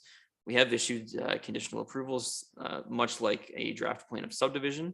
And then the applicant is then required to meet a number of conditions prior to actual execution of that subdivision or site plan agreement. So we're looking at what's the best strategy moving forward. But certainly pre-consultation is going to become a requirement that will have to be firmed up in your official plan as a requirement through the site plan review process. And it's likely that we're also going to have to add what our complete application requirements are going to be for site plans in your official plan. So it's very clear for everyone what they will have to provide in terms of documentation moving forward. So municipalities may also want to consider pre-consultation fees. If you're going to be front loading the review of these applications, you're going to have to consider adding fees in, or you may have to consider increasing your fees to cover the potential for refunds. You may also find yourselves in the position to have to use special council meetings for approvals of certain files, given that we may not be able to meet the timelines based on application submissions. And then also planning along with local staff, we'll need to re-examine the review of application intake processes, and then look at whether or not, checklist type processes to whether or not individuals are meeting those requirements, and kind of streamlining that to a degree. And then we're going to need to ensure that official plans and as well as your existing site plan control bylaws have been updated to require those detailed submission requirements that will need to be identified moving forward. So I would note that through our modernization project, there is a digital planning system implementation that will help with our streamlining processes, review and accountability and reporting. That project is already underway with the county, and Lucan does have representation on that. So we are certainly down the road to implementing that digitalization of the application review process. However, I would note that based on the proposed new laws or legislative changes to Bill 109, we are going to have to make changes to the existing system that is being built right now. So it's just consideration as to something that we will have to do on our back end. As well, many of the proposed changes are difficult really to evaluate at this point without knowing what the full grasp of those future regulations are going to be and what those requirements are going to be. And 2 examples of that would be what a complete application will be in terms of site plan. We don't know what those regulations are going to be at this point. And then further, we're not sure what subdivision conditions are off limits moving forward in the future. And so overall, the changes appear to limit the ability of municipalities to work with the applicants, and they do present several consequences that may be in opposition to the purpose of these proposed changes. So we're still working through a lot of this, what it means, what it will affect, applications in the municipality. I'm certain we're going to have, official plan amendments coming forward that are going to address certainly at least site plan approval authority requirements. Obviously, we don't want to find ourselves in a position where we're constantly having to refund fees. And then we're going to have to nail down how we're going to deal with that, basically in those processes and procedures moving forward. So there is a recommendation that is included with the report that was provided to council tonight.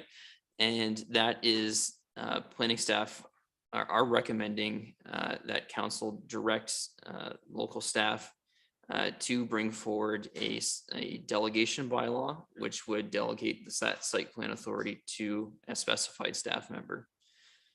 So a lot of information there. I did provide a lot of information with the presentation that's attached to the agenda. There's also a Q&A that was provided from the Ministry of Municipal Affairs and Housing with a lot of the questions that were asked by different local and upper tier planning staff to the ministry, which is, it's a good read. It kind of gives you a grasp of the concerns that the local and upper tier authorities have with review of the Bill 109 changes. So I'll leave it at that. I'll open up the floor to any questions you may have. I'll try to my best to answer them, but keep in mind, we're still, again, waiting for a lot of these regulations to be brought forward by the province to determine how we're going to deal with these situations. Okay. Thank you very much for that, Dan. And before I open it up, I'll just remind everybody that Dan is just the messenger. He did not write the message. Deputy Mayor Manders. That's why Francis doesn't want to come from Blue Water. So, right, as he was speaking, I'm just sitting there going, why are you here almost? But anyways, no.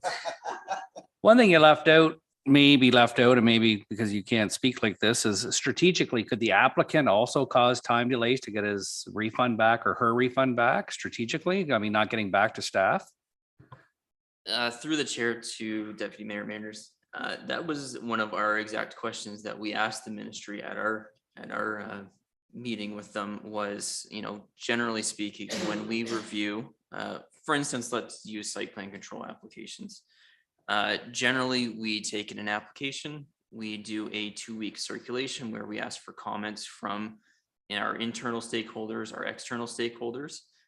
We compile all those comments together and then we send them back to the applicant. They could then sit on those comments for 59 days and resubmit at day 60. And if we don't approve it by day 60, we have to refund.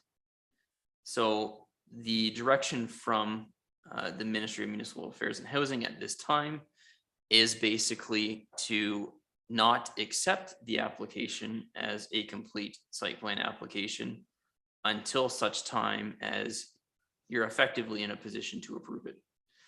They didn't necessarily say that, but it was your requirements in your official plan have to be so prescriptive that you're effectively going to require them to submit a acceptable complete application that the municipality can approve as part of their first submission. So there's going to be a very large emphasis through the new review process on pre-consultation and pre-application review.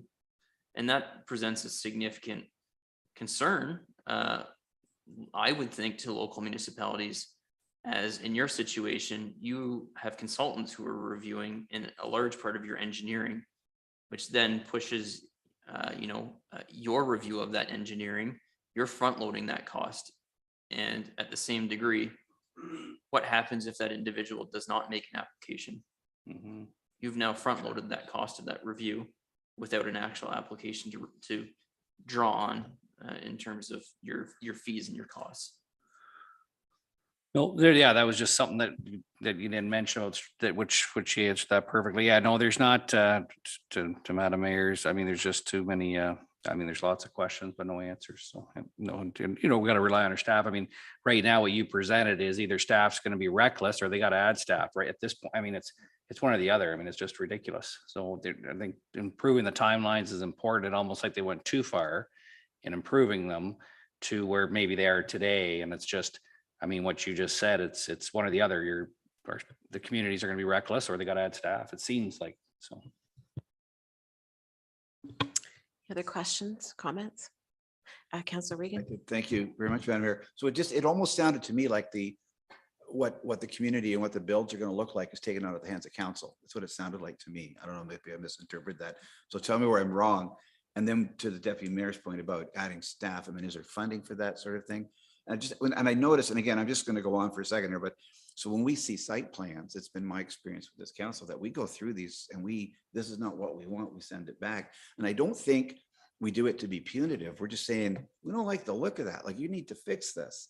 And this is what we want for our community. So it almost seems like we can't do that anymore. Am I misinterpreting it, or?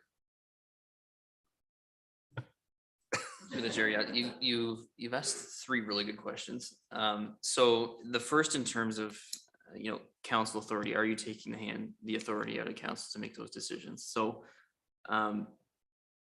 from a pure planning perspective, no, you're not, in the sense that the zoning bylaw amendment is still, that authority still rests with the local council to make that decision.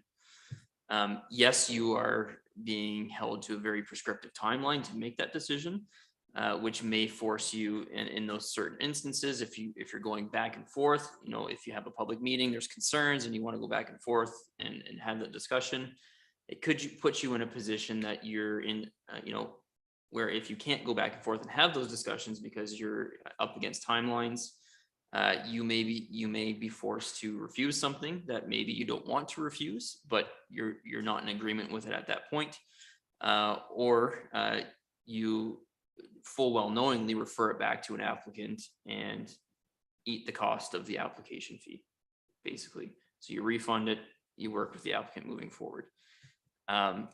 So you still do have that local autonomy to make those decisions on the zoning bylaw amendment application aspect, but you're certainly constrained to do so in terms of the timelines that they have in place based on those refunding.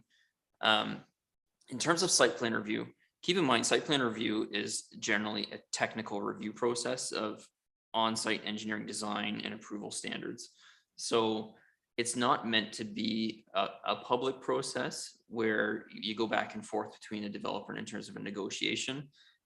It's generally intended to be reviewed internally by administrative staff.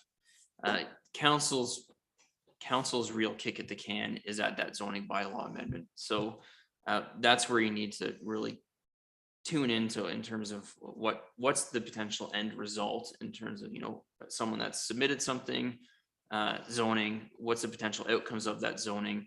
That's where you're going to have to focus your attention, because yes, you are right. You no longer have that ability to review those site plan applications and make decisions on them.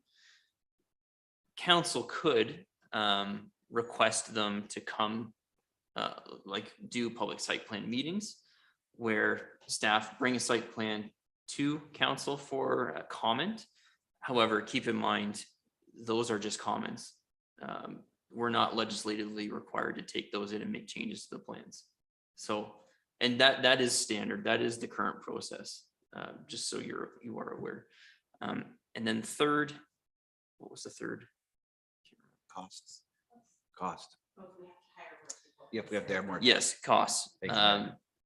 So in terms of cost, that was also brought up at the Ministry of Municipal Affairs and Housing discussion. Certainly a lot of the lower tier authorities across the province tend to hire out consultants for review of these technical requirements. If they're required to do these reviews, the mindset is, well, if we're waiting for someone, we're going to have to hire staff to do that internally or hire more staff to process applications. At least from what we've heard to date, there hasn't been any funding announcements for local municipalities if they do decide to increase their staff loads. So that's it. As far as we know, there's no funding available. Thank you, Dan. Thank you, Madam Mayor. Any other comments or questions from council? Councillor Hodgins. Thanks. With the delegation or the approval authority being delegated to staff in the very near future, so will we still see site plans coming in for our information to council, or are we just removed from the whole process? Through the chair, what I would say is the intent of the delegated authority is to effectively bypass council review. So it could be possible for staff to bring forward an initial application to council However, given the timelines that we're now under, I'm not really sure it's feasible. Okay, yeah, thanks. I'm just wondering, just more so for us to be aware of, for council to be aware of what is happening and what applications are coming through, or where that information gets posted publicly. So, thanks. Anything else? Just wondering, I mean, we have a new government, and we've got AMO coming up. I don't know, maybe there could be a discussion with you, Ron, and your peers. Is it valid to make a presentation to the new Minister of Municipal Affairs to express concern? I mean, the public process was taken out of this. There were dates taken out, and then dates issued for public process, and then they were pulled, and the act was passed. So, you know, the process could be said it was circumvented. And there wasn't really as much ability for elected officials, that sort of thing, to provide feedback. So, and there's concerns. And I think, you know, the last slide and your last point, Dan, in that slide, overall, the changes appear to limit the ability of municipalities to work with applicants and present several consequences that may be in opposition to the purpose of the changes. I think that sums it up right there. This bill is extremely concerning for how we work. And, you know, everybody is all, you know, I think we can all agree there's always make efficiencies, but certainly it wasn't drafted with the Lucan Biddulphs in mind when this, or the County of Middlesex's, or, you know, communities of that size. So I don't know if in your next CAO meeting, I know there's a deadline for AMO, but it might be worth doing some sort of joint delegation on behalf of our municipalities, just so that they hear our concerns. So through you, Madam Mayor, I totally agree. I think I can jump on that one fairly quick. Even through the county leading the charge. I mean, obviously we get our planning services through the county, so it would make sense for them to be the lead agency. So maybe I'll reach out to Dirk tomorrow and see what we can do. And I think that with that, I think there needs to be representation from the lower tier as well, because, you know, there will be consequences from this, and, you know, many of them unintended, but when you have applications that are held up beyond your control and you have to pay the price, that's concerning. So no, and yeah, anyways, we could go on and on, but we won't. So thank you very much for that, Dan. I do appreciate it. It's certainly important information for not only our council, but the public. I know that there was some technical difficulties on the Zoom end getting the slides up, but the slide show is in the agenda.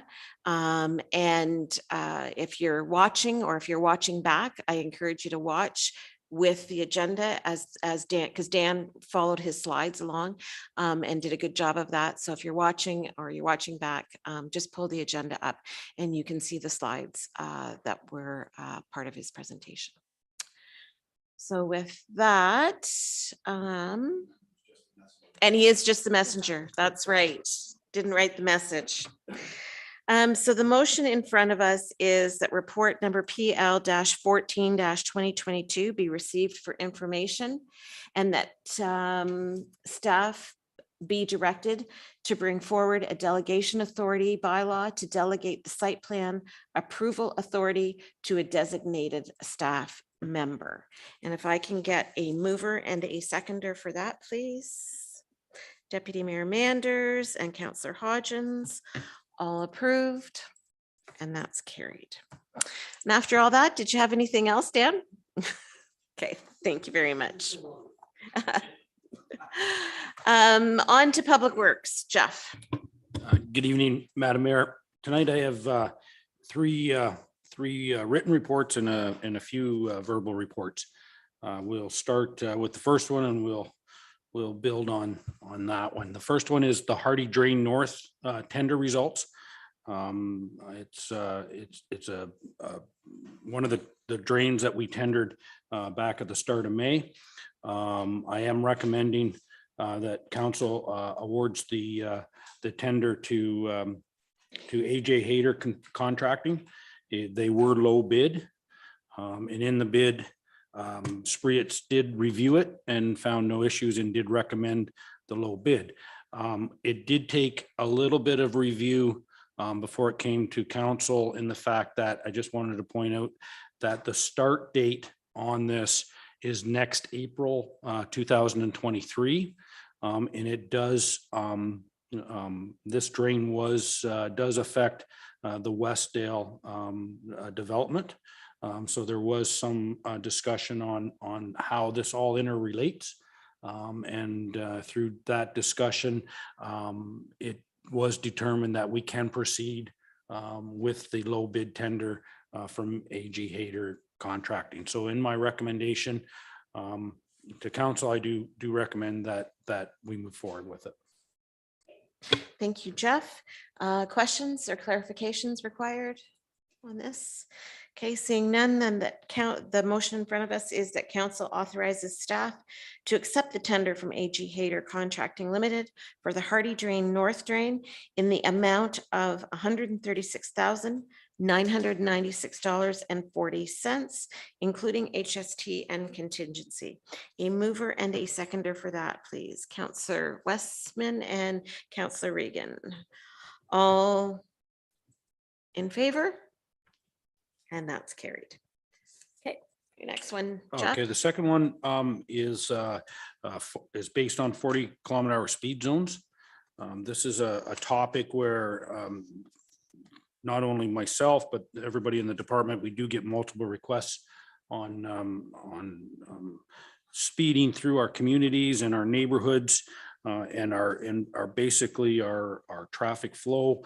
One of the things, and I think I've touched on this, is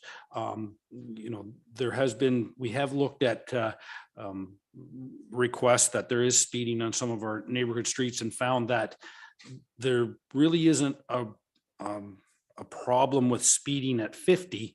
It's that the people that are using the streets find that 50 is actually a little high for what's taking place on the street. We looked at this. We do have a speed zone, 40 kilometer speed zones already in our schools. Wilberforce and St. Patrick both have 40-kilometer-hour zones in front of them. So this isn't new to the township.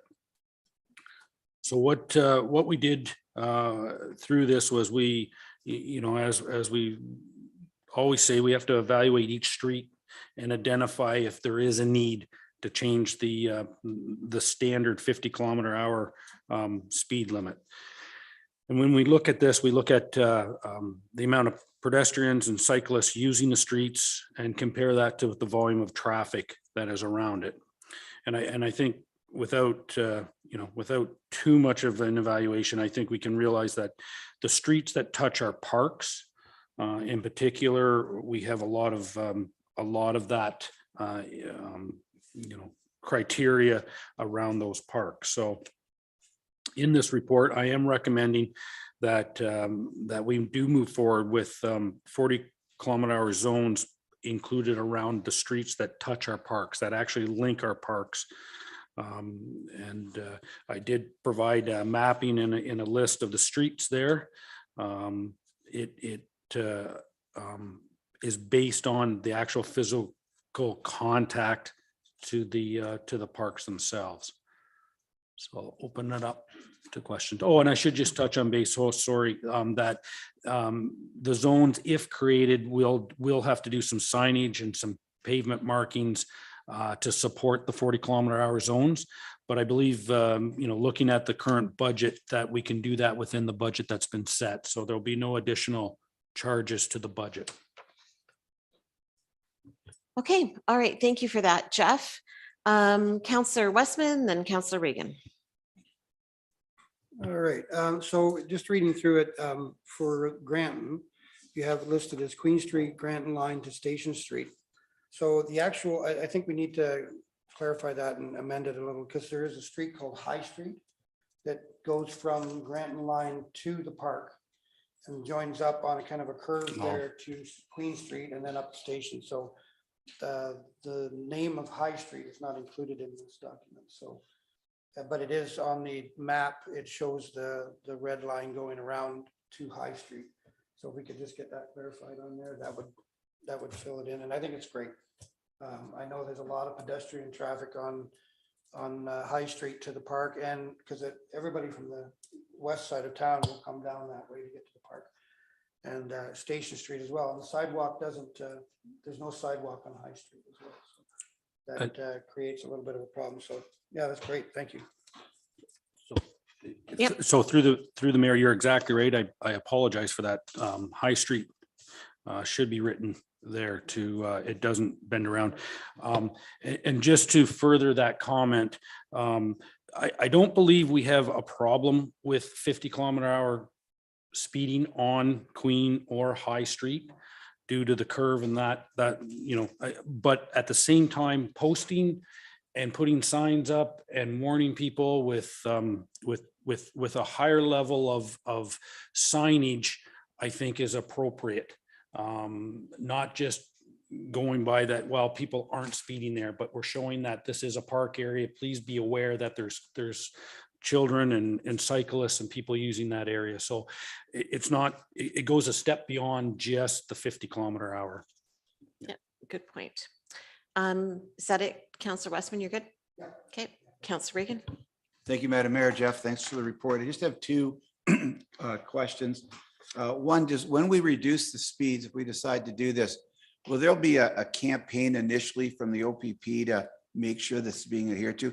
The reason I'm saying that, it's just one thing to put those signs up.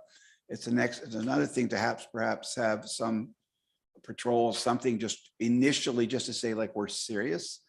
I don't know if that can be arranged, so that you don't have to answer that yet. But the other question I had was, is this sort of like the first step? Like there is, I imagine there's a plan where if we have to sort of ratchet up sort of what we need to do to get speeds under control. Sometimes signs don't do it. And I'm just wondering if there's a plan in place, or you have a plan going forward from just doing the signs. Yeah, and again, through the mayor, I'll start with the second Sure. point, second question. That's exactly what this is. I think there's a movement through Ontario that neighborhoods need to be, have a slower speed limit. I know the City of London is looking at neighborhoods being designated as 40 kilometers, as well as some of the larger cities. I don't think we're there yet. I think it's this whole general concept of slower speeds on neighboring streets it's just coming out. So I think this is exactly how you explain it, the first step, and seeing where we need to have 40 kilometers and maybe even lower. I know there's a couple of streets that, there's one in London, and I believe there's one in another local municipality, 30 kilometers. But I believe this is a good first step. And I think it allows us to get that educational program out there that please slow down. Not that every single street has to be 40. You can designate streets that lead in and out of neighborhood streets as 50 or 60 kilometers. I think it depends on the use and the traffic flow of the street. So I think it's exactly that. It's a good step to get started in the program. And then the first question was, would there be a police presence? I can reach out to the police. I don't want to jump right to the police because, to be honest, I think, we do have a posted speed limit in the village of 50 kilometers an hour. And I believe people are like, when we've done our speed signs and we've looked at the results, overwhelmingly people are following the speed limit of 50. And that's where this comes in. We're still getting complaints that the people are traveling too fast. So I think before we jump that we have to start enforcing the 40 to make it work, I think educationally, we put it out there and just actually see that our communities and our drivers will slow down and follow the speed limit. So yeah, so we can follow it up. There's always more that we can do. But right now, I don't have a plan in place to put cruisers in these zones. Right. Thank you, Jeff. Thank you, Madam Mayor. Any other questions or comments on that? Councillor Hodgins. Yeah, just some interesting discussion there. And I'm just thinking generally, like, I think 50 kilometers an hour on neighborhood streets, it does, like, I don't drive 50 kilometers an hour when I'm driving through neighborhood streets in Lucan or Granton, and it just seems fast. So like, I wouldn't be opposed to, looking at this more broadly and implementing like a reduced speeds on neighborhood streets, like off of Main Street and Saintsbury, those more significant traffic carrying roads. But that is a bigger step and probably something that would maybe need some consultation with the community. But no, completely supportive of this, bringing these slower speeds in for these streets close to parks and schools. Thanks. Deputy Mayor Manders. Just one request, if you would. I'd be curious if you could put the speed radar signs up in those areas before you put the signs up, and then report back to council, or bring that report back just what the average speeds were. And then a year later, whether I'm part of council or not, I'd just like to do those same 3 weeks. Thank you. If you could do that. So that's a great idea. Okay, any other comments? All right, with that, then we have the motion in front of us that report number PW-12-2022 be received, and further that council direct staff to prepare a bylaw to lower the speed limit to 40 kilometers per hour on streets that directly interact with the school or park area for presentation at a future council meeting. And a mover and a seconder for that, please. Deputy Mayor Manders and Councillor Regan, all in favor. Carried, thank you. Jeff.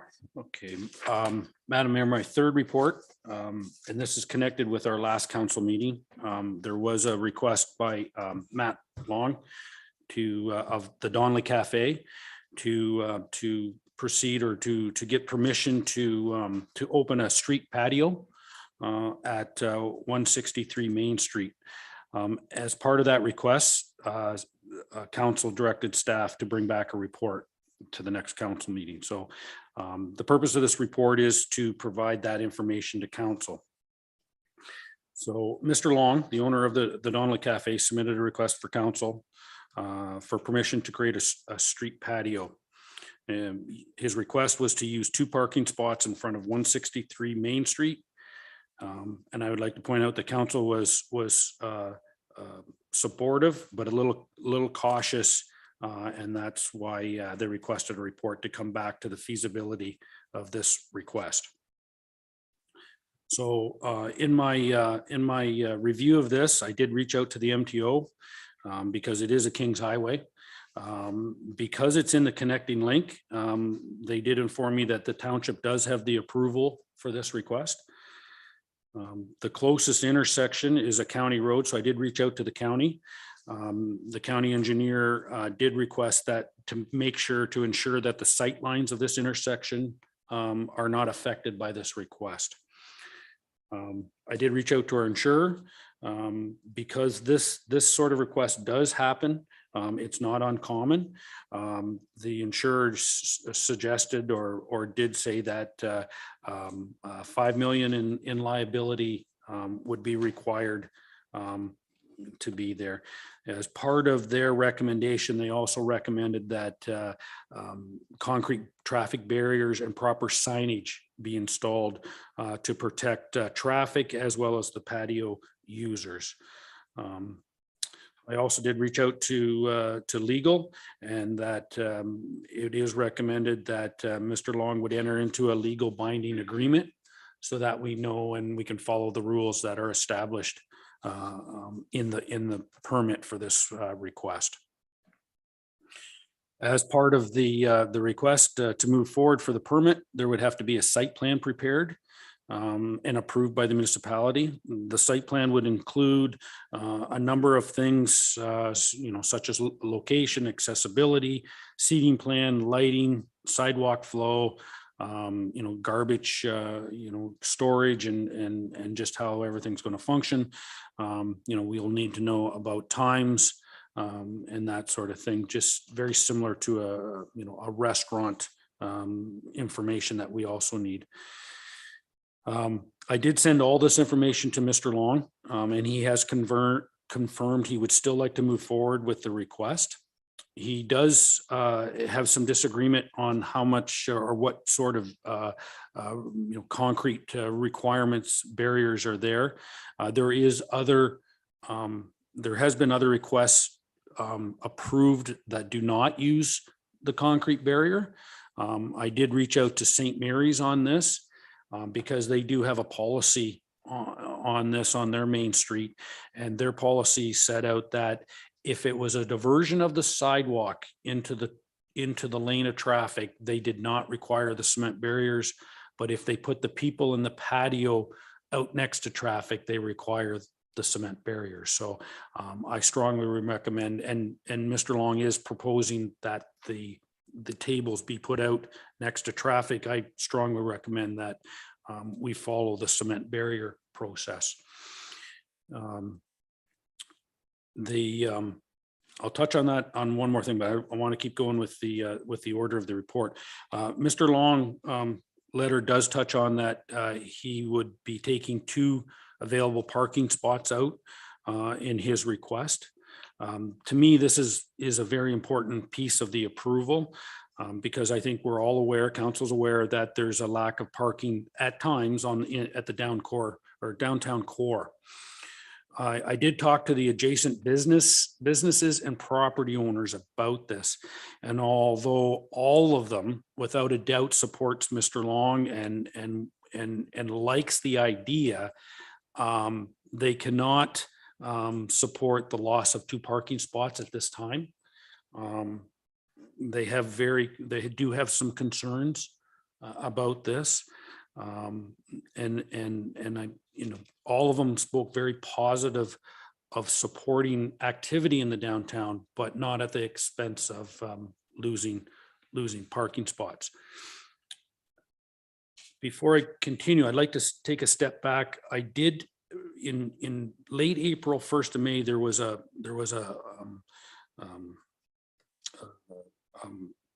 the traffic protection did publish a memo on boulevard patios, and they did indicate a layout and traffic conforming cement barriers, signage and that sort of thing. And one of the items that did show up in that layout is you have to give a lead in to the protection. You can't just square off 2 parking spots. So unfortunately, I think if we followed the proper procedure, it actually would be 3 parking spots we'd be giving up just because of the cement barriers would have to be placed so that if a car were to run into them, it would be diverted and not basically smash into a cement barrier and end up causing more issues. So I think we're looking at 3 parking spots, not 2. So I just wanted council aware of that. So the cost of this would be covered under a permit. Staff's time would need to be, we'd have to process it and inspect the request, but overall budgets this would not be a budget item. So, one of the things, and I don't usually touch on this, and it's part of it, but one of our strategic plan is to establish a vibrant core in the Lucan area. So, this does touch on something that we do support.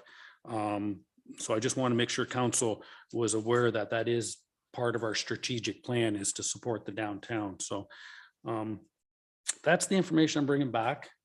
I would then open it up to council for questions. Okay, thank you, Jeff. Appreciate all of the background information. Lots to discuss on this one. So I will open up the floor to comments, questions, or clarifications. Councillor Regan. Thank you, Madam Mayor. If I could, I just have a couple of questions for Jeff and then a comment, if I may. Thank you very much. So Jeff, I just want to know, how wide are those parking spots right out there? Do you know, just generally? I would definitely have to I'm just pull it. I don't have that off the top of my head. Dan, do you have it on how wide? I'm just parking wondering, spots? I'm just curious. I just want to know how wide those are and how wide those cement barriers are. Yeah, so through the chair to Councilor Reagan, your bylaw stipulates that they would have to be a minimum 2.7 meters wide, so effectively 9 feet. 9 feet. The plan that he has submitted shows 8 feet, so Right. And the somewhere in that ballpark. And the barriers are, because they would have to be inside of that 9 feet. Yeah, I believe the base of the barrier through the mayor, I believe the base barriers have to be at least 36 inches, so 3 feet. So 3 feet. Yeah. So my other question, if I may, Madam Mayor, is the barriers and the signage will be paid for by who? Through the mayor, that would be part of the requirement of the Mr. Long. All right. And one more question before my comment. The other question I have is the list of conditions that would be, that the person would have to follow. Is that something council is going to get to see first before we enter an agreement? Because I see some of the conditions here. So, I mean, we're talking about seating plans, sidewalk flow, accessibility, signage, those kinds of things, you know, whether or not they can have an umbrellas up, you know, the corner of William and Highway 4 there. Can we see track, you know, that sort of thing. I'm just wondering if we're going to be able to see that. And you don't have to answer that right now. It's just a question. So my comment is this, is over the last 3 weeks, I've had no less than 8 residents, which is, to me, is on this issue, which is far more than I've had on a number of other issues, expressing concern about some of the things that we talked about last meeting and this meeting, and what you've brought up about safety and parking and those sorts of things. But let me preface it by saying that anything that's going to enhance the downtown, these kinds of ideas, I would be the first one to sit on the patio. I really would, because this is just something of being revitalizing our downtown 100% behind. So as I was speaking to these residents who approached me at the end of my driveway and my porch, one of the big concerns, of course, was the safety issue and was the parking. And I thought, okay, we're creative people. Let's see if we can figure this out. So I actually, on 2 occasions, I actually just stood in the middle of a parking spot downtown, you know, at noon and at 4 o'clock, and just took a look at the traffic that was coming, you know, truck traffic and that sort of thought. And something struck me as I thought, it's not 2 or 3 spots we're talking about, not a car, not a car. A thought struck me. You know, for an English teacher, I shouldn't be talking like that. Sorry. A thought struck me. Thank you, Madam Mayor. It's not 2 or 3 spots, it's potentially 12 spots, because there's 4 other businesses that I can think of downtown that might want to do that.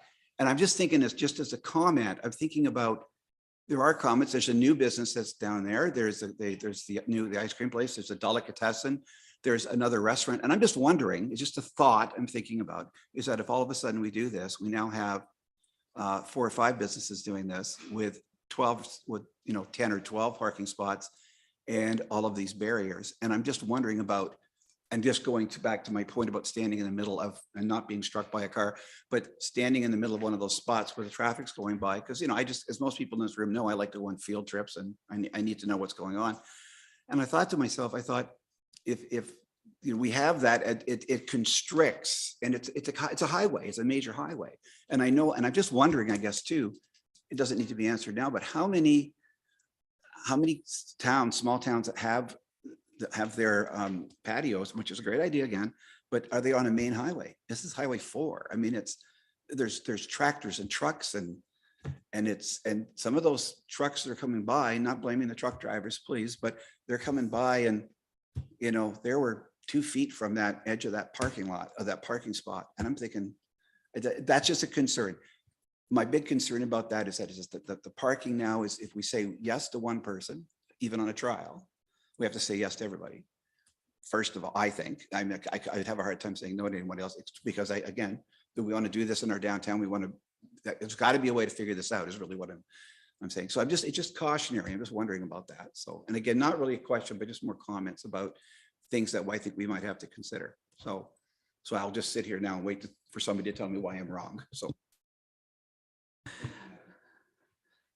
Maybe if I could, Madam Mayor, just a comment would be that this is our first kick at this, and St. Mary's does have a policy in place. They have a form that needs to be filled out, which we don't have in place, obviously, because this is our first time at it. So I know Mr. Long is hoping for a quick movement on this, but I mean, I think because this is our first time at it, I think it would not be unreasonable for council to request more information. I'm just not sure how that affects Mr. Long at this point. For instance, you were asking whether you would see what the form would look like and what information is being gathered, what our policies are on this. I think is an appropriate way to go, for the future. I'm just not sure at this point how that lines up with Mr. Long's timetable. Any other comments? Councillor Westman. Yeah, through you, Madam Mayor. So I'm very familiar with St. Mary's. There is actually a restaurant that does have one of those, and they have the traffic barriers around them, and it does appear to take up about 3 spaces. And it is well used. And I think it does add value to the downtown in St. Mary's. And they have the same parking issues that we have. They're limited, and there are lots more businesses operating on the main street of St. Mary's. Mind you, they do have some lot parking, like at the Tim Hortons and off the side streets. There's some other lots that people can park on, but I don't know that it's a huge issue for them. As far as I think it was myself that brought up the safety barriers. For me, that's a no-brainer. I couldn't even imagine the catastrophic damage that could be done if even a small car were to run into a patio like that. So it shouldn't be even a issue of discussion. So I guess the big thing is, where do we come up with more parking? And I mean, I think we have some ideas. There are some options, but that may be something we need to kind of get on that foot again and start looking at exploring some options for additional parking. I know the grocery store, there is some parking there, but that's for customers, and for the grocery store, there is some parking beside the post office. But there may be other options. So I think we could kind of explore that to alleviate any concerns about the loss of parking. Any other concerns or questions or dialogue? Councillor Hodgins. I'll just share my thoughts on this, and maybe I have a couple questions as well. Yeah, I think last time we were presented with this, I was supportive of this, and I'm still supportive of this, and I hope we're able to make it work. Any opportunity we have to activate our downtown and have some and support local business and make things happen, I think that's great. I'm not sure. I'm not seeing the severity of the issue with a couple parking spots going. I'm wondering if side streets are an option. I was just kind of looking at Google Maps on my phone, and I think there's probably parking on like William Street there or other side streets, and everything's quite walkable in the downtown area. So I think there are some. I don't see those concerns as much as maybe some of the adjacent businesses or residents have made that appear to be an issue. Just my thoughts on that. Just with respect to the report and what Jeff brought up about the county engineer about establishing those sight lines, just curious what the process is there, how we complete that review just to keep things moving along. How do we evaluate those sight lines? And through the mayor, in my discussion with the engineer at the county, they would be comfortable doing the evaluation. And Mr. Long said he had no problem paying for an evaluation. So I think as long as, I didn't get too far along in this until I know council's directs me to take the next step. But I think that would be the reach out to Chris at the county and go from there and see his request on the sightlines. I mean, to be honest, and I think in my report, I have a little bit of concern on this intersection because it's William, and it's a little bit skewed, and it can be a very difficult intersection to get across at the best of times. And putting a patio close to it does concern me a little bit, but that's,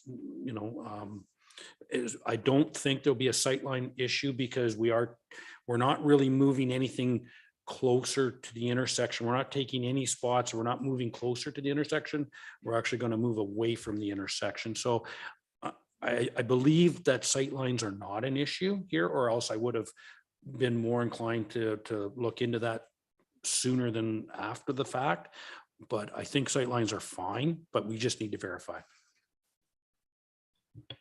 Okay, thank you. And just to echo some of the comments, I think, we have to put safety first and those barriers, if that's, what's recommended by our insurance folks, then I agree. That's a no brainer. Let's get those in and not negotiate safety. Just to confirm though, the concrete barriers would have to go around the entire perimeter of the patio. Yeah, that's correct. So basically, we're going to follow the Ontario traffic manual and set up just as if it was a work zone and we were protecting our workers working along the side of the road. We would be following the same protocols as that manual. So the barricade would start off on an angle, so you could divert any traffic that wanders over, and then anyone that wants to try and cut in, they would not be able to. So the barriers would go along the length of the required patio. Okay, thanks. And just my final comments. I just hope we don't make this too onerous that it just becomes something that we end up not allowing. And then, I actually do like the idea of this potentially bringing about additional requests and more activity in our downtown. Thanks. Okay, thank you, Jayden. Anything else? Councillor or Deputy Mayor Manders, that's the second time I've done that tonight. One time just Dave. Yeah. As I said the last meeting, I don't have an issue with this. And again, I keep using the word trial. Again, we they need to realize this. We need to see what maybe changes we need to make. I don't know if it was a business or if it come from staff. I never even thought about it. Someone also had mentioned there's only 2-hour parking limits, and that moves traffic along faster. Maybe that's what we should be looking at too downtown. I agree with Jaden's comments. I think, I don't know if Main Streets have it, but to almost have a sign up, downtown parking can easily spark by Market Street. I mean, it's a half a block, and down Water Street, Frank Street. It's, maybe we should have some, awareness to people coming into our community if they're getting their hair cut or doing something that, there's lots of parking within a half a kilometer, like a half a block. So I wanted to verify what Jeff there had said though about the other option would be to not have concrete barriers, but have them situated in the sitting area on the sidewalk, and then the sidewalk would divert out, and that would eliminate having the concrete barriers. Yeah, that's correct. Correct through the mayor. So basically, and this is going on St. Mary's policy. Yep. The idea is that if you're walking along the side of a road, you're moving and you're vigilant and you're seeing traffic as a pedestrian, right? Whereas if you're sitting there, you're vulnerable. Yeah. So that makes sense. And there's nice ways of doing it. They create a boardwalk. You can create a boardwalk, so it's very fluid around the sidewalk cafe, but that is an option, and those are two different options. Yeah, I know, Matt, it sounds like his preference from that is to have it out there, but maybe again for the trial period, maybe he'd be willing to do that. And then I believe that would only be two parking spaces then under that scenario. Yeah, and through the mayor, that I would have to verify that through the layout. Yeah, but potentially, I yeah. guess, yeah, you don't. Yeah, it depends. Yeah, because of the accessibility rules, you know, Yeah, you might we're have not to. gonna have a sidewalk go at 90. Right. It'll actually bend out on an angle and come back in on an angle. So. Yeah, and you know, it's fine. I had one comment from one person. They were, whether they liked it or not, they just said, oh, it'd be nice. The sightline would be better than having a truck sitting there. It'd be nice to have people sitting there, and actually they feel it would actually make the corner safer for driving than what goes on there today. And I agree. Actually, I agree with that. I think the sightlines are going to be better and safer from pulling out at that stop sign, looking left, because it's terrible when people park there. Yeah, so I agree with Jaden. I mean, let's not make this onerous. It doesn't, you don't stop. I don't think you stop someone's, vision because you're worried about someone else maybe having a vision. So, I have no issue with that. I think they need to be aware of it, that it's a trial. The businesses will be hearing from them and the public, and it'd be nice if they don't want to put the expense of it sounds like there's an option that maybe that would be less expensive than a trial. Then maybe next year they do the concrete barriers, and also, timelines, maybe it's, only, the month of June, July, August, September only. So it's 4 months. So 8 months, we get all the parking places, and it's only 4 months where they're tied up. Again, that's all got to be, done by staff, but yeah, I agree. I agree with concrete barriers. If Matt doesn't want to change it, wants to have it out there, and I'd like to not make it onerous, and I'd like to do a trial if they want to. So. It's funny you should bring that up, because Dan and Ron and Tina and I made that comment this afternoon about if there's not a truck at that corner, if it's just the patio, then it could be actually easier for people to turn, and maybe, I don't know, maybe the concrete barrier does actually go up farther. I don't know. That's not for us to design, but we did have that discussion this afternoon about how it could improve the sightline. So I'm not going to belabor anything. I guess for me, it is the trial, and Councillor Regan brought up, we're forced to do it for others. I agree with Councillor Hodgins. Like, we want a vibrant downtown, but I think this year, this is our trial, and we can see how it goes. And I don't think you're opening up the door for, to automatically say yes. Have conditions laid out, and if they can follow them, then we can go from there. But I agree with Deputy Mayor Manders, with everyone, like, the barriers have to be there. If that's how far they want to go out, that's non-negotiable on that one.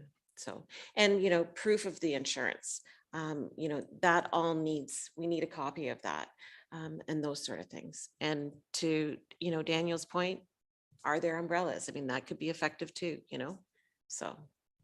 Anyways, I'm happy to move forward on it as long as it really is clear this is a trial period, and you need to have an end date. You need to decide what that end date is on that.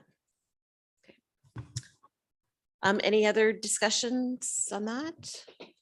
So right now, the motion is just to provide direction to staff. So if somebody wants to tell me what that direction is, I think we've all, from the conversation, the direction is to move forward and approve the request on a trial basis, and to use the parking spots for Boulevard Cafe.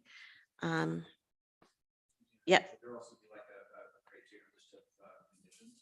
Well, I mean, do you want to define all the conditions tonight, or do you want to leave that up to staff to work with the existing policies from our neighboring communities where it's worked for them?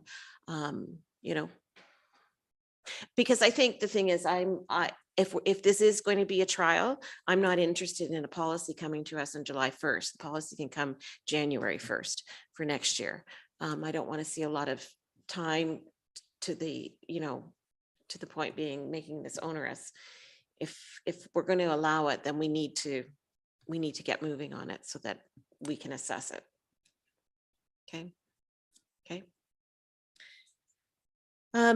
So as I say, I guess the motion would be that report number PW 13-2022 be received, and further that council directs staff to approve the request from the Donnelly Cafe to work towards coming up with a conditional agreement for a trial basis for the summer of 2022. And you can put the end dates in as you see fit, okay? To use parking spots for a boulevard cafe. Is everybody comfortable with that? Or, yeah, okay. A mover and a seconder, please. Councillor Hodgins and Councillor Reagan. All in favor? And that's carried. Okay, did you have anything verbal, Jeff? Yeah, I do have a couple of verbal updates, and just before I go into those, I just will let council know that it would be there will be updates on this. So as we go through, I think that's a pretty much a no-brainer that I'll keep council well updated as we move through this trial. On my verbal updates, I'd just like to start with a simple one. Maintenance gravel starts next week. We'll be on the east side of the township. I'm sure those residents will be happy because after maintenance gravel, they get the dust control, which has been a little bit dusty in certain spots for them. We've been working on citywide. I think I just wanted to update council. We've been working on citywide for over 6 months now, and citywide is a platform at which we'll use through the township, and it's a software and a platform that we've been working on with numerous county municipalities, including the county itself.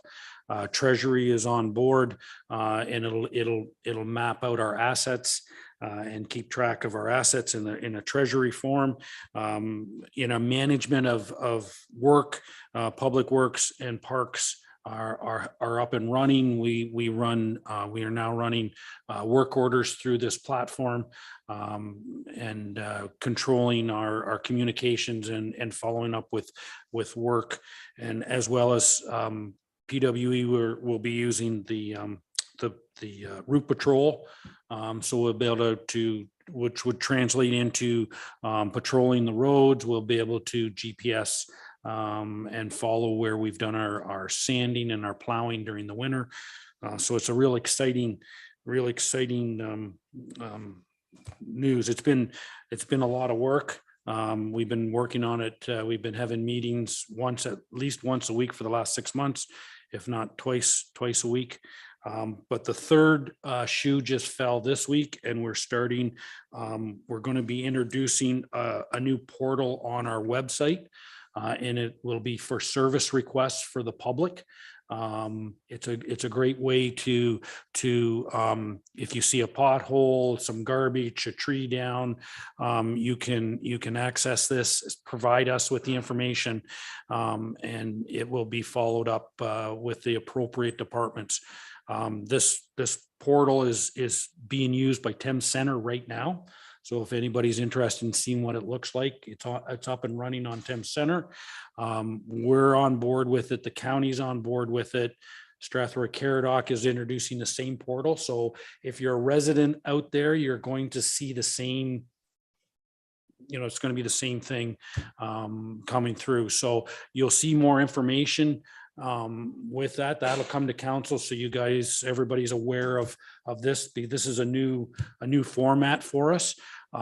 It will take a little bit to distinguish between a service request and just a complaint, because we still will take complaints and that sort of, and this doesn't take the place of the phones or emails or that sort of thing. It's just another way of the public to communicate with us. So we're just in the process of starting that training. We're thinking we're going to be live with that by the end of the summer. So that's pretty exciting. Another update, I did attend a trade show last week. Last week was the AOR's trade show up in Barrie. I usually go to it when it's on the west side of the province. So I did go up to Barrie. As a side note, this is the same trade show that's coming to Middlesex County next year. And the AOR's Association of Middlesex County is hosting it. And I was up there as a representative. I do represent Middlesex County on the AOR's board. So I was up there at the trade show and got to do the trade show as a PWE manager, but also as a representative of AOR's. I was promoting it for next year. So I just we'll bring more information back to council on this trade show. And there'll be a presentation. So there'll be a lot more information coming up in the next year on that. So it's a pretty big deal. I think when once you see it, you realize how big this trade show really is. So, and I think that'll be, the last update I wanted to make sure, Saintsbury construction will start in 2 weeks. So the soccer fields are coming along really well, and the contractor he's estimating a week and a half to 2 weeks, he will start on Saintsbury. So, yeah. So. Thank you very much, Jeff. Okay, Paul, are you there? Are you still with us? I will turn it over to you for your report. Thank you. Through you, Madam Mayor. In front of you is a report regarding Supervisor of Parks and Recreation position, as well as a future staffing outlook for the Parks and Rec Department.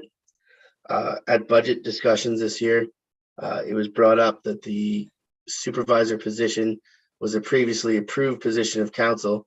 However, due to management changes and the COVID-19 pandemic, this position had been put on the backlog, and it was deemed that now might be the appropriate time to look into this position. As that is the case, we have looked to create a job description, as well as submit it to Marion Love, who submits our salary grade adjustment every adjustment, and she advised that this position would be position 7 on the grid, which is equivalent to, say, the road supervisor or the water supervisor with the Public Works Department.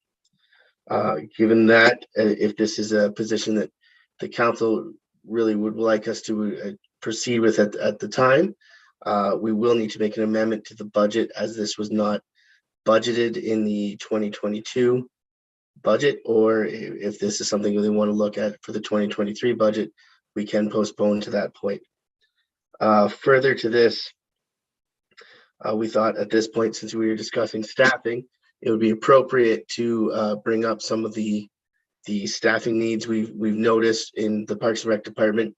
One of these being almost an administration position, as the new building is complete, and we're going to have that front counter.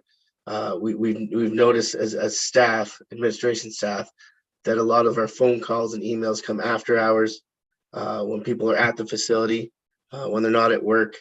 And a lot of these people feel that it's a priority to have these addressed at that time. If we did put in place an administrative position that's a part-time position that would be open on evenings and weekends, we could also have this position facilitate information for the township.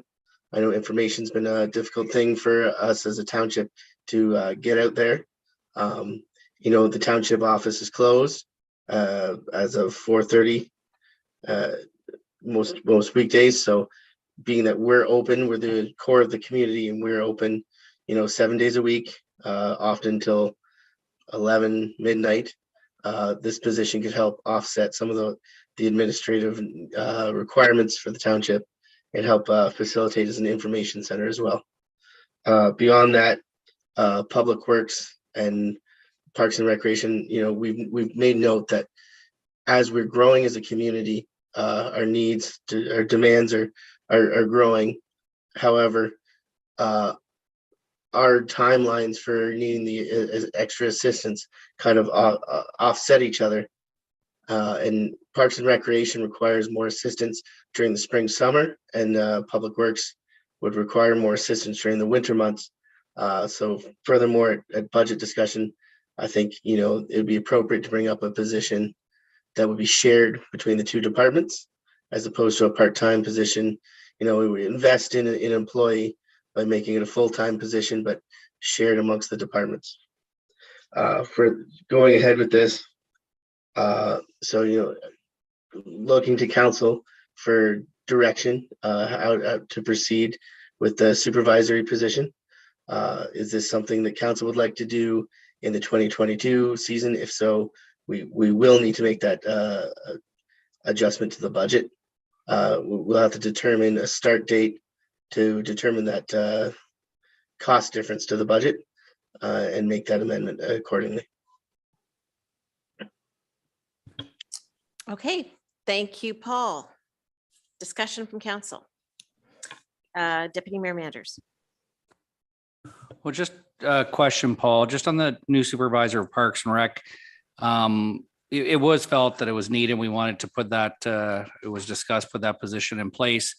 But you did mention, if council wanted to wait till 2023, direction of council 2022 or 2023, you mentioned that a couple times. So my question to you is, would you like this position in 2022? And do you feel you would like it in 2022, or do you want it to wait till 2023? What would you like council to support you on?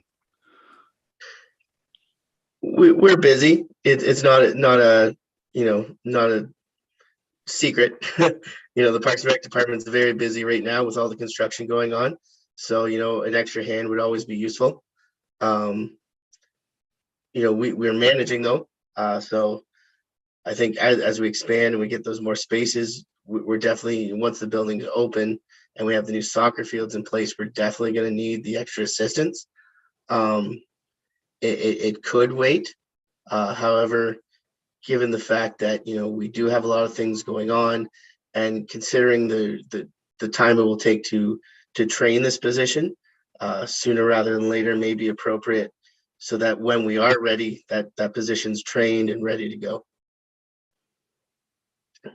Thank you. Any other comments? Councillor Westman.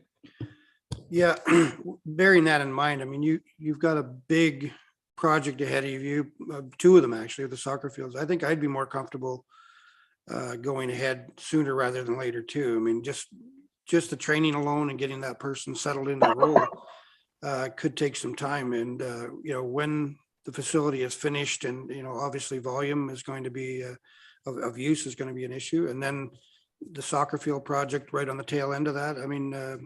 I think it would be better to have someone in place to lighten that load and get them trained and settled in as we go along. So that's mine. Any other comments from council? Councillor Hodgins. Yeah, I would echo the previous councillor's comments, and if it's warranted and it's recommended, then I'm supportive of that. Just in your report, Paul, in the impact to budget, it's not exactly clear, I guess, what the impact to budget is. It's kind of just says it's dependent on the start date and an adjustment would be made. Just wondering if that could be clarified with the 2022 impact to budget, and then I guess future impact to budget would be. If I may, Madam Mayor. Yep, for sure. Yeah, that 100%. That can be clarified. We'll have to bring it forward to council as an impact to budget. So I guess given council's direction, we can determine the actual impact with Treasury for WSIB, Omer's pension, all those things. So we'd have to actually determine the dollar amount for determining when the start date is till the end of the year to provide that to council. And we'd bring that forward at the time for amendment. Because there'd be a change to budget motion needed. Okay. Councillor Reagan. If I may, sorry, Paul, just just I need to get clarity here. So if you, how long would it take to get this person hired and trained? Like if you started today, like. Because I'm not clear what you're asking for here, to be honest with you. So I'm just not sure if you want to do it now or you do it later. So I'm just wondering if you want somebody in place and if you're going to get kickstarted in like Jan, you want somebody for January 1st or you want somebody for November 1st. So I'm just not clear. Sorry. I mean, I put that to council. I think, you know, to train someone always takes time. But I think maybe that was the discussion that came up at budget, is that, you know, while we have all these projects going on, you know, training under fire, I guess, you know, there's a lot of things going on. There's a lot of things to learn, you know, a lot of new stuff to go across, a lot of construction happening. So and it'll take some time, maybe a month, maybe 2 months. It really depends on the hiring process and what we get for a pool of candidates, I'd say. Ron, did you have something to say? So through you, Madam Mayor, the recommendation is to proceed forward with the hiring of the person. So that is the recommendation in the report. Yes, it will take time. I would suggest it's probably going to be 2 months by the time you get your advertisement out there, you sort them out, you do your interviews, then whoever you end up hiring, whoever the successful candidate is going to likely have a job now, and we'll have to give notice. So I would say ambitiously, we're still looking at 2 months before that person starts. So it's not something that's going to happen in 2 weeks. So, yeah. Okay, thank you. Anything, other comments from council? Okay, I guess for me, I'm very supportive of moving forward on this. I think it was quite vocal about that at council, so, or at budget time, excuse me. So certainly I'm in the camp of sooner rather than later, and would hope that the motion in front of us would be accepted. So did you have anything else, Paul? Yeah, before I call the motion? Yeah, just if I may, Madam Mayor, if it does assist, given, you know, my response and Ron's response, I'd say if we put a timeline of, say, you know, September for the start date, maybe that's we can bring a budget number forward, say in September, because that'll give us a couple months. If that helps us with the process going forward, to give council some more background.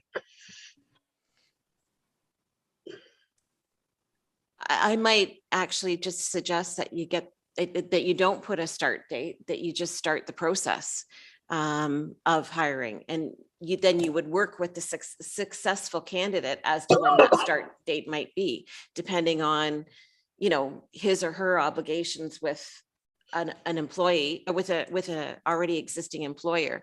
I think you just get the process started and go from there myself. I guess I did have a question from your standpoint. You know, there seems to be maybe some hesitancy on your part about, you know, bringing somebody on at this time. So I guess the flip side to this question is not only bringing somebody on, but are you in a position where you can properly train and mentor this person? I believe so. You know, we are busy. It's not a lie. So, you know, that we will be busy, but hopefully the hopes is that this position will alleviate that. And so focusing on that training would be delegating tasks and assignments to help focus on that and make it more functional. Okay, appreciate that. And I do appreciate the looking ahead too. I think that's paramount. It's no secret, growing departments, and everybody acknowledges that, you know, more is going to be required of you. So I do appreciate that background in that report. Ron?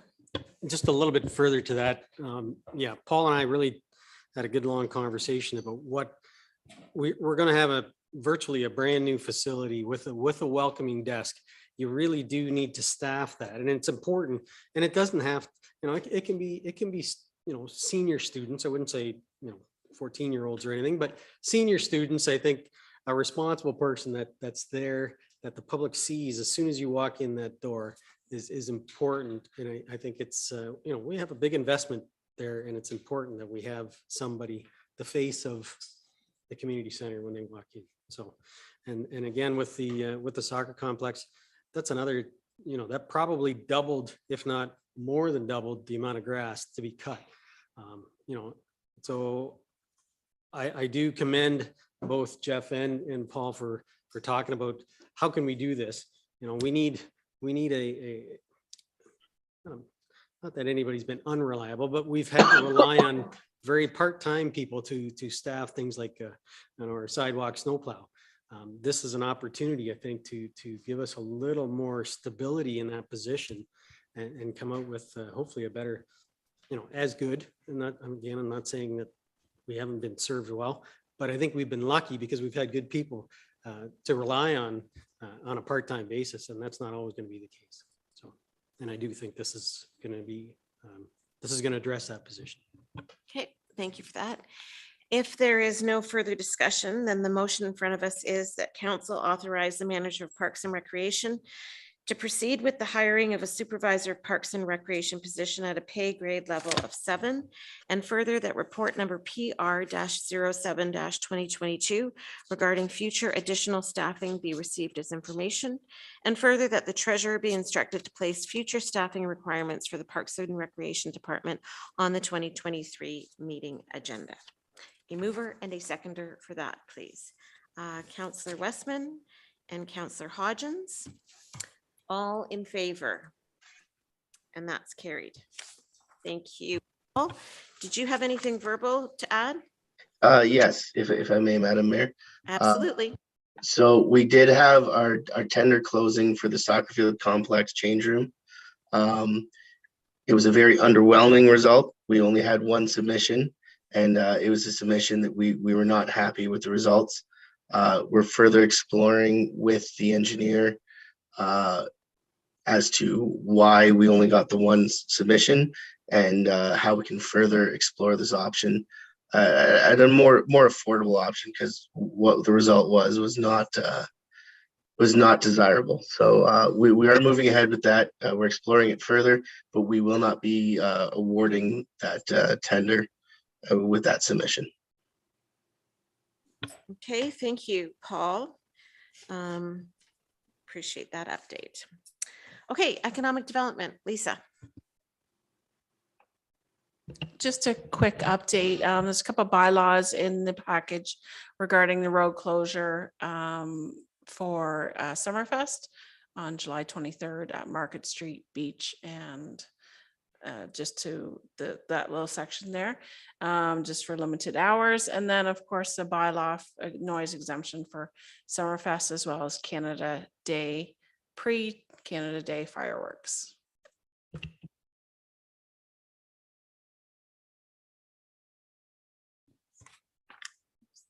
Oh, the noise right there. Okay, right. I see the whole exemption. Okay, good. Okay, thanks, Lisa. Councillor comments. I just have one with this summer coming. Lots of kids out playing, just reminding everybody to slow down. I know I have my slow down sign out there. If you have yours, get it out there, please, and make sure that you pass the word along to people to slow down and watch out for our kids. Thank you. Sounds like you were doing it on Highway 4 too last week. None. Any other councillor comments? Just one quick one, and this really actually is more, well, I'm going to say she's from Lucan Biddulph, but the under 18 Women's World Hockey Championship is going on at the moment, and there are 3 area girls that are on the team. Emma Payas and Madison Chandler, but more importantly, Jocelyn Amos is on the team, and she is a Lucan Minor hockey alumni. She lives actually probably closer to Elsa Craig, but she is a Lucan Minor hockey alumni. She's gone through the Devilettes system, and we want to certainly wish them, and particularly Jocelyn, the best of luck, because very exciting opportunity for them. And she's actually accepted a scholarship and will be playing at Ohio State. So I think Jocelyn will be one to watch for. Are there any changes to budget? Any notices of motion? And we will move on to our motions. So we've got the noise bylaw exemption. It is fairly lengthy, so I won't read the whole thing, but it is, the bylaw does cover Thursday, June 30th for Canada Day. And it also covers July 22nd and July 23rd. And the hours for that are from June 30th, surpass the levels of allowed, or which may surpass the allowed levels during the hours of 10 to 11 on July 30th, and during the hours of 6 p.m. to 12 a.m. on the 22nd and 23rd of July. So anybody watching, that's what that bylaw covers. So that's the first, that's the motion for the noise bylaw exemption. And if I can get a mover and a seconder for that, please. Deputy Mayor Manders and Councillor Westman, all in favor, and that is carried. And then we have 5 bylaws in front of us. Bylaw 29-2022 to adopt Amendment 10 of the official plan. Bylaw 30-2022 to delegate the authority for decisions to the CAO for the lame duck. Bylaw number 31-2022 is to temporarily close Market Street and Beach Street for Summerfest.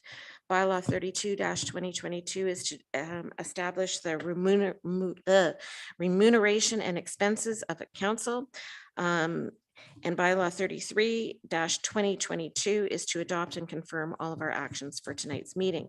So the motion in front of us is that if no one cares to speak to bylaws 29-2022 through 33-2022 inclusive on their first, second, and third reading, that they be considered to have been read a first time and passed, read a second time and passed, and read a third time and passed. A mover and a seconder for that, please.